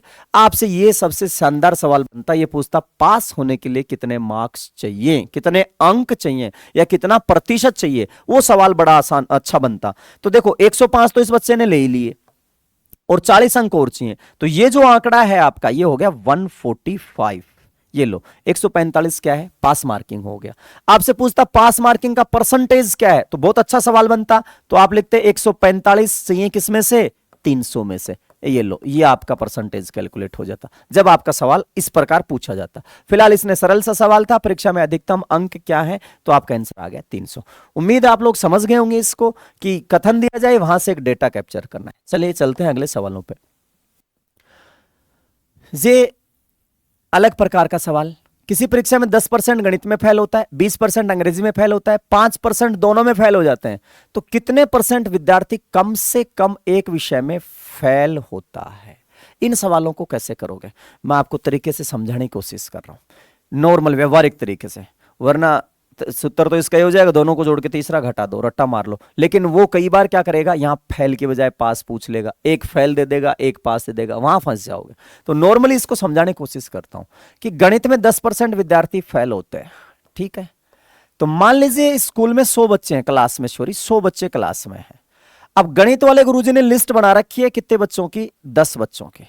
इसमें 10 नाम लिख रखे हैं गुरुजी ने उन बच्चों के जो गणित में क्या हो गए, फेल। ये 10 नाम है, ठीक है।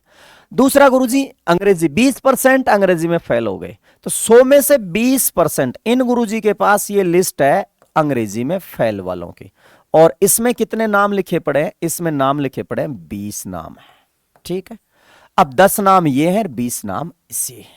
10% गणित में फेल, 20% अंग्रेजी में फेल, 5% दोनों विषयों में फेल, 5% दोनों में फेल। इसका मतलब वह 5 वो महानुभाव 5 ऐसे हैं, ये 5 नाम जो यहां हैं वो 5 नाम यहां हैं, यानी ऐसे 5 इंटेलिजेंट बच्चे हैं जिनके नाम दोनों गुरुजी के पास हैं, ठीक है। तो सुनिए, 10 बच्चे थे, 10 में से 5 ये रहे, 5 ये रहे, वो सेम हो गए 5। तो आपसे कई प्रकार के सवाल पूछ सकता है। ऐसे बच्चे जो केवल गणित में फेल है, अंग्रेजी में पास है, तो अकेले कितने बच गए पीछे, 5। तो 5 टावर यहां कैसे, 5 बच्चे ऐसे हैं जो किसमें फेल हैं, गणित में, और किसमें फेल नहीं है, इंग्लिश में। ये 5 ऐसे हैं जिनके नाम दोनों जगह है। खैर अभी सवाल हमारा जो है उस पे आते हैं कि ऐसे कितने विद्यार्थी जो कम से कम एक विषय में तो फेल हो ही गए, कम से कम एक में हो गए या दोनों में फेल है, ये आपको गिनना है। टोटल फेल कितने हैं, तो सुनो मैं इस लिस्ट को सीधा जोड़ता हूं, सवाल समझने की कोशिश करिएगा। 10 नाम ये, 20 नाम वो, तो मेरे हिसाब से बच्चे हो गए कितने, 30 बच्चे फेल हो गए। अब एक गलती कर दी हमने, क्या, ये 10 और ये 20 जोड़ दिए, तो ये 5 नाम जो थे वो यहां भी जुड़ गए, ये 5 नाम यहां भी जुड़ गए, यानी वो ही 5 बच्चे हैं, लेकिन जुड़ कितनी जगह गए, 2 जगह। इस लिस्ट में भी उनको गिन लिया, इस लिस्ट में भी उनको गिन लिया, तो सीधी सी बात है बच्चे तो वही हैं। तो वो 5 नाम आप क्या करें, वापस घटा दें। क्यों घटा दें, ये 5 यहां भी कैलकुलेट हो गए, ये 5 यहां भी कैलकुलेट मतलब सॉरी ऐड हो गए, तो 5 यहां ऐड हो गए, 5 यहां, आदमी वही 5 हैं जो इधर है, तो इसलिए 5 को वापस कम कर दीजिएगा, तो कितना बचा, यानी टोटल इन दोनों लिस्टों में टोटल कितने नाम है, 25 नाम है। कैसे, 5 ये दोनों को अलग कर दो, 5 केवल गणित वाले। अब 20 में से 5 गए तो कितने बचे अंग्रेजी के, 15। 15 नाम ये हैं जो इसमें हैं, इसमें नहीं है, 5 ये, तो 20 तो हो गए जी ये, और 5 हो गए ये, ऐसे कर लीजिए 25। तो सवाल का तरीका क्या है, सीधा सा करना है। आगे से कैसे ध्यान रखना है, ए एक में है, बी दूसरे में है, ए फर्स्ट में है, बी सेकंड में है, और सी दोनों में है, सी दोनों में। तो वहां टोटल कितनी क्वांटिटी है, तो क्या करना है आपको, ए और बी इनको जोड़ के इसमें से घटा देना है क्या, सी, बस खत्म। उम्मीद है समझ पाए होंगे। व्यवहारिक तरीके से और आसान तरीके से आपने समझ लिया होगा। 10 गणित में, 20 अंग्रेजी में, तो टोटल मुजबा नहीं करना, 30 हो गए। 30 में से 5 दोनों में, तो 5 दोनों जगह जुड़ गए, तो एक बार उनको घटा दो, तो 30 में से 5 गया, कितना बच्चा फेल हो गया? 25% बच्चा फेल हो गया। उम्मीद है समझ पाए होंगे। अगला सवाल देखिएगा। 45 गणित में फेल हो रहे हैं, 30 अंग्रेजी में फेल हो रहे हैं, 15 दोनों में फेल हो रहे हैं। ठीक है, तो कुल कितने फेल हो गए वही फटाफट देखना था। 45 नाम एक हैं, 30 नाम एक हैं, तो टोटल कितने नाम हो गए? 75 नाम हो गए। हुआ क्या? 15 दोनों में है, यानी वो जो 15 यहां भी 15 है, वही 15 यहां है, 2 बार 15 15 ऐड हो गए। कैंडिडेट एक ही है, नाम है 2 बार, तो इसलिए क्या करना है? 15 इसमें से माइनस कर देना। तो कितने बच्चे फेल हो गए? 60 बच्चे क्या हो गए? फेल। अब सवाल पे आइए, क्या पूछा है? कितने % विद्यार्थी दोनों विषयों में पास हैं? ये 60 तो क्या है भाई? फेल हैं। 60 फेल है, चाहे एक किताब में फेल है, चाहे दोनों किताबों में फेल है। तो पास कितने हुए? अब मैंने कहा था ना, रट्टा नहीं मारना कि हमेशा यही आंसर आएगा 60 है यार, 60 पे मार के टिक चले जाओ। हालांकि तो इसमें 60 है नहीं, वरना पहला ही ऑप्शन 60 होता, 60 पे टिक मार के चले जाओ। नहीं, सीखो ये 60 क्या है? फेल वालों के नाम है। पूछा क्या है? पास कितने हुए? तो भाई पास 60% फेल हो गए, तो बचे हुए कितने? 40% क्या हो गए? पास। उम्मीद है इसको आप समझ पाए होंगे। बड़े सिंपल सिंपल क्वेश्चन थे। आगे चलते हैं। अब ये एक और अलग सबसे शानदार परसेंटेज का एक टॉपिक है। एक 25% अम्लीय द्रव्य की 16 लीटर मात्रा में कितने लीटर पानी मिलाया जाए ताकि वह 20% अम्लीय द्रव्य बन जाए? अब मैं आपको एक छोटा सा कंसेप्ट कराऊंगा यहां पे। हो सकता है बहुत से बच्चों के पास अलग अलग ट्रिक है इनकी कि रेशियो इक्वल करके करना, कई चीजें। मैं आपको एक जनरल, यानी मैं मैथ्स सिखाने की कोशिश कर रहा हूं आप लोगों को, रटना नहीं है, पढ़ना का विषय नहीं है, सीखने का विषय है। कैसे सीखोगे देखिएगा। जनरल एक एग्जाम्पल ले रहा हूं मैं कि मान लीजिए, व्यवहारिक एग्जाम्पल दैनिक जीवन से जुड़ा हुआ, कि मान लीजिए आप चाय बना रहे हो और 1 कप आपने चाय बनाना है। ठीक है, 1 कप चाय बनाना है। हुआ क्या कि 1 कप चाय में 1 चम्मच चीनी डालनी है आपने। 1 चम्मच चीनी डालनी। 1 कप चाय का बनाया आपने, 1 कप चाय, और उसमें 1 चम्मच चीनी डालनी थी। 1 चम्मच डालनी थी चीनी। अब हुआ क्या? बातों बातों में भूल गए, गलती से हमने क्या कर दिया? उसमें 2 चम्मच चीनी डाल दी। चाय में 2 चम्मच। ध्यान से सीखिएगा, कंसेप्ट बड़ा शानदार है। 1 कप चाय थी, उसमें 1 चम्मच चीनी डलती है, हमने गलती से डाल दी 2 चम्मच चीनी। हुआ क्या? चाय में जो चीनी थी वो चीनी दुगनी हो गई। यानी चीनी जो 1 चम्मच थी वो कितनी हो गई? दुगनी। चीनी दुगनी हो गई, 1 से कहां चलेगी? 2 पे। अब बताओ इस चाय को एडजस्ट कैसे करेंगे? भाई चाय तो मीठी हो गई, चीनी इसमें घुल गई है, चीनी हम निकाल नहीं सकते, तो अब क्या करें? 1 कप चाय में 1 चम्मच चीनी की जगह 2 डाल दिए, चीनी निकलेगी नहीं, एडजस्ट कैसे करेंगे? तो बहुत आम, कम से कम IQ का आदमी भी ये बता देगा। करना क्या है? चाय को क्या कर दीजिए? 1 कप चाय का और बढ़ा दीजिए, यानी अन्य जो सामान है चीनी के अलावा, दूध, पानी, चाय, वो और डाल दीजिए इसमें। अब होगा क्या कि जो 2 चम्मच चीनी थी 1 कप में डल गई, अब कप कितने हो गए? 2। तो जो चाय के कप थे वो 1 कप से कहां ले जाओ? 2 कप पे। 1 कप से 2। अब इसमें बहुत बड़ा गणित छुपा हुआ है कि चीनी जो दुगनी थी 1 से डबल चीनी हो गई। अब चीनी निकलेगी नहीं, तो चीनी को आधी कैसे करें? तो चीनी को आधी कैसे कर देंगे? 1 कप और बढ़ा देंगे, तो चीनी अपने आप ही क्या हो गई? आधी। तो देखिए चाय यानी जो टोटल मिश्रण था, टोटल मिश्रण, उसको 1 से क्या कर दो? 2। तो चीनी जो थी वो ऑटोमेटिकली 2 से कहां आ जाएगी? 1 पे। जो दुगना मीठा हो गया वो बराबर हो जाएगा। अब इससे इस सवाल का क्या लेना देना? ये तो व्यवहारिक सा एग्जांपल है रसोई का कि ठीक है चीनी डबल पड़ती है तो चाय बढ़ा देते हैं। ठीक, तो इसका क्या लेना देना है? देखिए इसमें जो चीनी थी वो एक स्थायी तत्व था। चीनी डल गई, उसको चेंज नहीं कर सकते, तो चीनी तो था आपके पास स्थायी तत्व। और ये जो चाय टोटल पानी वगैरह मिला के ये था पूरा मिश्रण। तो अब लेते हैं कंसेप्ट, इसको ध्यान में रखिएगा। कंसेप्ट क्या है? कंसेप्ट है यदि आपको कभी 2 तत्वों का मिश्रण करना हो, 2 तत्वों का मिश्रण, 2 चीजें मिलानी है, जैसे चीनी चाय है, अम्ल पानी है, तो 2 तत्व हैं, पहला और दूसरा। ठीक है, अब 2 तत्व मिलाने हैं, उसमें से क्या करना है? एक तत्व को आप चेंज कर रहे हो, एक को तो आप क्या कर रहे हो? बदल रहे हो, और एक तत्व क्या है? स्थायी। ठीक है, एक को बदल रहे हो और एक क्या है, स्थायी। तो होगा क्या, ये दोनों मिलके एक तत्व है। ठीक है, अब इसको बदल रहे हो तो इसकी सांद्रता पे प्रभाव पड़ेगा, इसकी सांद्रता पे प्रभाव पड़ेगा। कैसे, मान लीजिए ये पानी और नमक था, एक पानी है, पानी और नमक दोनों को मिला के आपने एक घोल बना रखा है। ठीक है, पानी और नमक का आपने घोल बना रखा। अब यदि इस घोल में पानी डालते हो, नमक तो उतना ही है, पानी और डालते हो, नमक को चेंज नहीं कर रहे, फिर भी नमक की सांद्रता क्या होगी, कम। इसे पानी डबल कर दोगे तो नमक आधा हो जाएगा। मान लीजिए इसमें से पानी उबाल देते हो, पानी हटाओगे तो नमक की मात्रा क्या हो जाएगी, ज्यादा। यानी इसको स्थायी तत्व को चेंज नहीं कर रहे, जैसा का है वैसा का वैसा है, लेकिन इसके सापेक्ष जो दूसरा तत्व है इसको बदलने के कारण इसकी सांद्रता पे क्या पड़ रहा है, प्रभाव। और कैसा प्रभाव पड़ रहा है, उल्टा प्रभाव। कैसे, इसको यदि आप बढ़ा रहे हो, इसको बढ़ा रहे हो तो ये कम दिखाई देगा। जैसे मान लीजिए आपने पानी को बढ़ा दिया, इसमें पानी बढ़ाया तो नमक अपने आप क्या लगने लगेगा, कम। जैसे हमने यहां किसको बढ़ाया, कुल मिश्रण को बढ़ाया तो चीनी अपने आप क्या हो गई, कम। तो देखते हैं दो तत्वों का जो मिश्रण है, कंसेप्ट सीखते हैं अब इसका। उम्मीद है आप लोग एग्जाम्पल समझ गए होंगे। कंसेप्ट क्या है कि दो तत्वों के मिश्रण में मान लीजिए एक जो तत्व है वो स्थायी तत्व है, एक तत्व ढूंढना है जो क्या है, स्थायी, यानी जिसको हम चेंज नहीं कर रहे।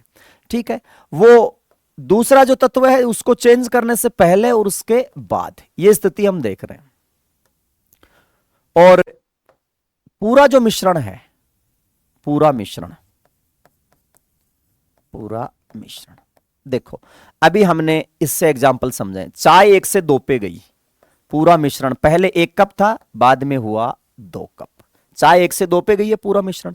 तो स्थायी तत्व जो चीनी थी, वहां पे जो चीनी थी वो पहले दुगनी चीनी थी और बाद में 2 से किस पे आ गई, 1 पे। बस ये इसका मैथमेटिक्स का रेशियो। ये याद रखना आपको कि दो तत्वों के मिश्रण में स्थायी तत्व का जो अनुपात है पहले और बाद में, उसका विलोम अनुपात होगा पूरा मिश्रण। ये याद रखना, इतनी बड़ी कहानी मैंने बताई आपको, सिर्फ आपको याद उसका ये डेटा रखना है कि ये दोनों चीजें आपस में विलोमानुपाती होंगी। कौन कौन, एक तो स्थायी तत्व है जो दोनों में से स्थायी है, जिसको चेंज नहीं कर रहे वो, और एक उसका विलोम अनुपात कौन होगा, पूरा मिश्रण, यानी दोनों तत्व मिले हैं वो।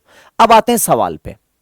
सवाल है 25% अम्लीय द्रव्य की 16 लीटर मात्रा में से कितना पानी मिलाया जाए कि वह 20% अम्लीय द्रव्य बन जाए। तो देखो दो चीजें हैं, एक तो है अम्ल और एक है पानी।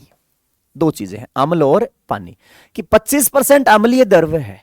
अब सीधी सी बात है, अम्ल तो उसमें कितना है, 25%, तो पीछे जो बच गया वो क्या है, पानी, 75% पानी है। 16 लीटर पानी था, कितना पानी मिलाया जाए कि वह 20% अम्लीय द्रव बन जाए। तो देखो इन दोनों में से सवाल को कोई रेशियो इक्वल नहीं करना, कुछ नहीं करना, मुजबानी हल करना है। देखिएगा इन दोनों में से आप सबसे पहले यह छांटें कि यहां स्थायी क्या है इस सवाल में, अम्ल और पानी में से।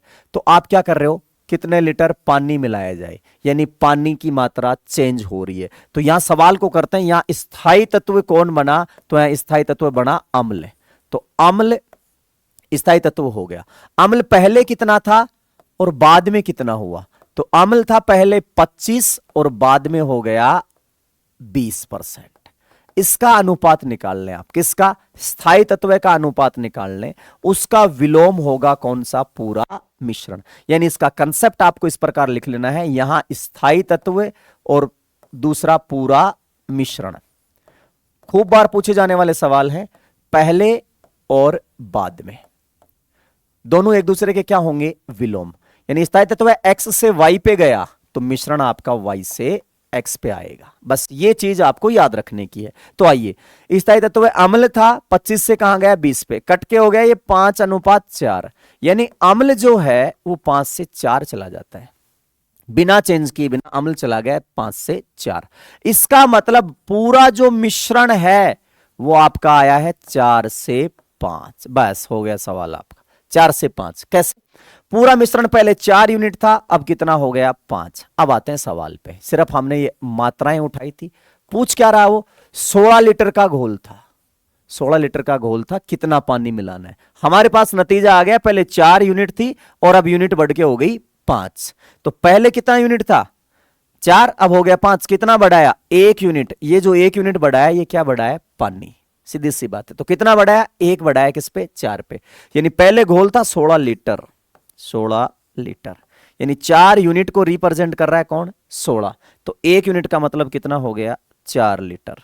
यानी आपने 1 यूनिट बढ़ाया है तो कितना पानी डाला इसमें, 4 लीटर। ये आपका आंसर आ गया सीधा।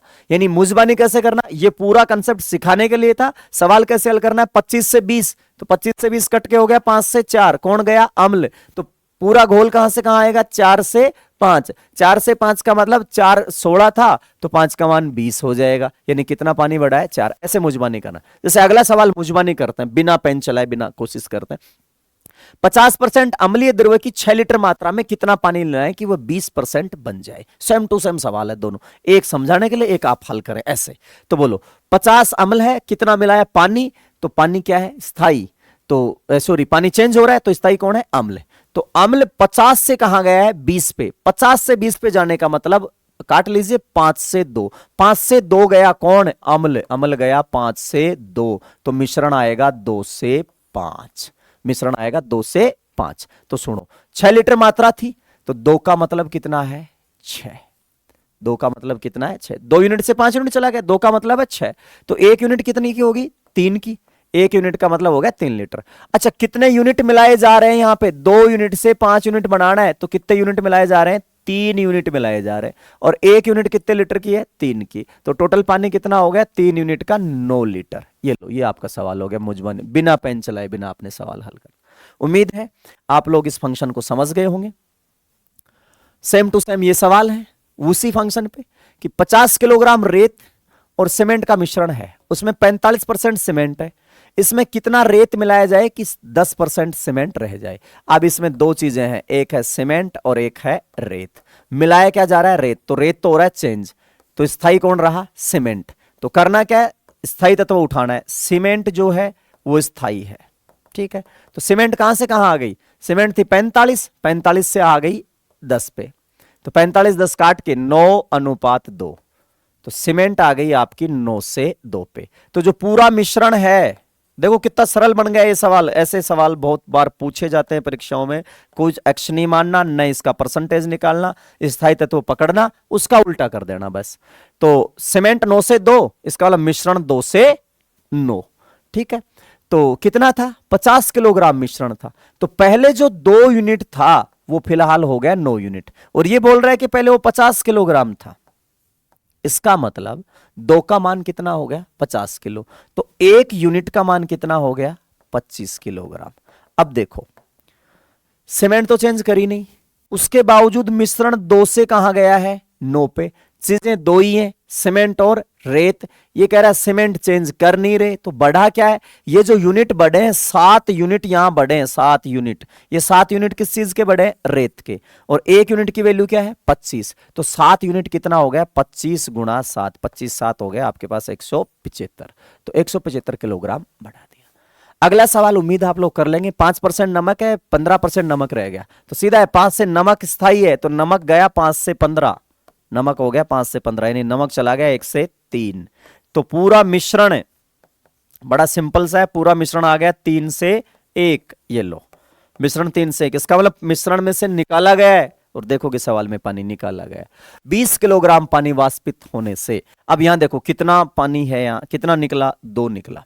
यानी पुराना, देखो सवाल को अच्छे से समझना है, कोई जल्दबाजी नहीं करनी, स्थायी तत्व पकड़ना। स्थायी तत्व पहले 5 था, बाद में हो गया 15, कट के आ गया 1:3। इसका विलोम होगा पूरा मिश्रण, तो विलोम हो गया 3:1। यानी पहले टोटल मिश्रण 3 यूनिट था, अब हो गया 1, तो टूट गया कितना, 2।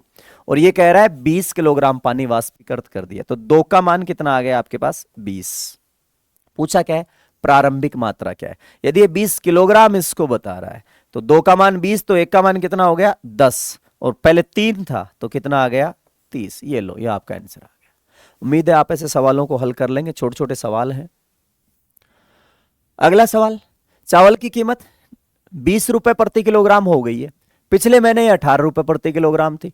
कोई परिवार खपत में कितना कमी करे ताकि खर्च में कोई वृद्धि नहीं हो। अभी अभी मैं आपको बता के गया A into B represent to C, तो ये दोनों चीजें आपस में क्या रहेंगी, विलोमानुपाती।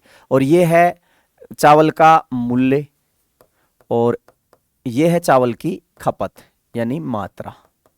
ठीक है, तो ये दोनों आपस में क्या रहेंगी, विलोमानुपाती। यदि सी को स्थिर रखना है तो देखो मूल्य है चावल का, मूल्य कहां से कहां आया, मूल्य आया 20 से 18, काट लीजिए आराम से, मूल्य आ गया 10 से 9। यदि मूल्य 10 से 9 गया है तो सीधी सी बात है चावल की खपत उसी खर्च में 9 से कहां चली जाएगी, 10। ठीक, अच्छा अब 20 हो गई, ये अब का है भाई, ये अब है, ये पहले था। अब 20 है, पिछले महीने 18 था, तो इसका मतलब पिछले महीने आपके पास 10 था, तो अब कितना हो गया, 9 खपत करनी है। तो खपत में कितनी कमी करें, तो पिछले महीने हम 10 खपत कर रहे थे और अब खपत करेंगे 9, तो कितनी कमी करेंगे, 1 की कमी करेंगे, किस में से, 10 में से। तो कितना परसेंट हो गया, 1/10 आपके पास आ गया 10%। ये लो अगला सवाल, चावल के मूल्य में 25% की वृद्धि होने के कारण कोई खरीदार 400 रुपए में 4 किलो चावल कम खरीद पाता है, तो चावल की बढ़ी हुई कीमत और प्रारंभिक कीमत क्या है।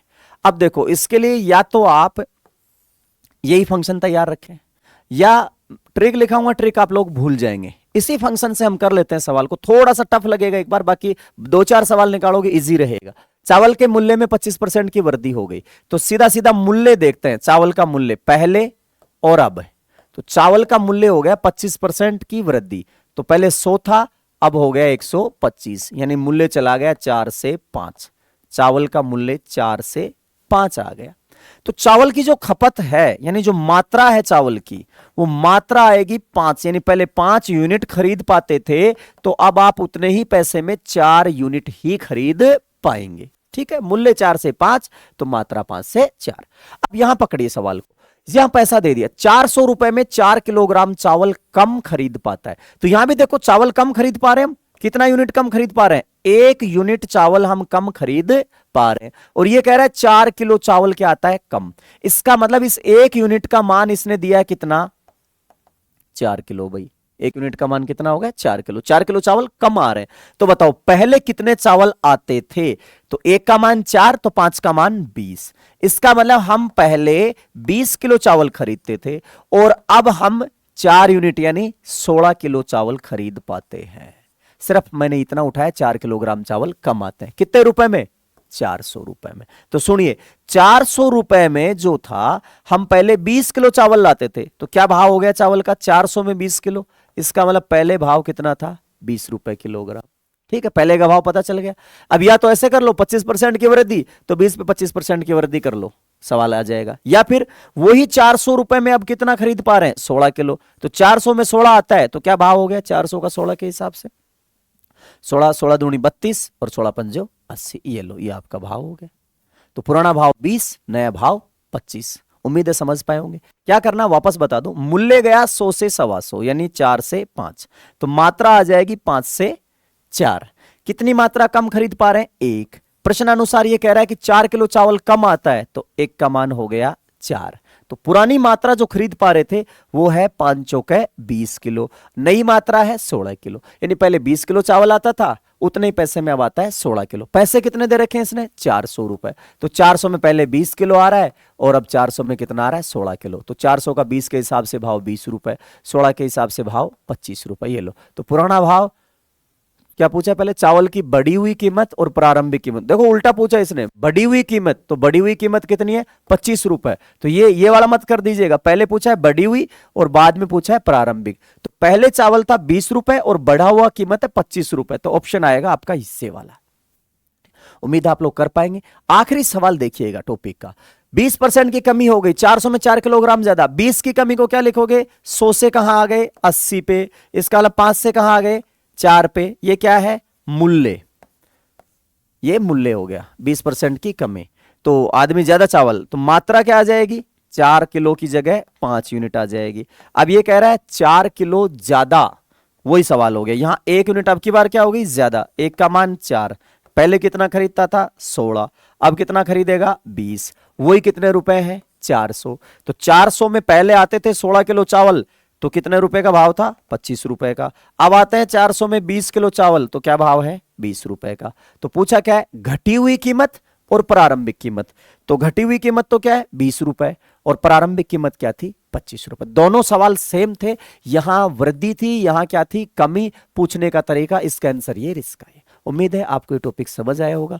फिर भी यदि आपको किसी प्रकार का कोई सवाल रह गया है तो कमेंट बॉक्स में आइए, आपके सुझावों का स्वागत रहेगा। किसी प्रकार के सवाल और बताने हैं, सवालों की संख्या ज्यादा करनी है, कंसेप्ट को और ज्यादा समय देना है, तो कृपया करके आप हमें अवगत कराएं।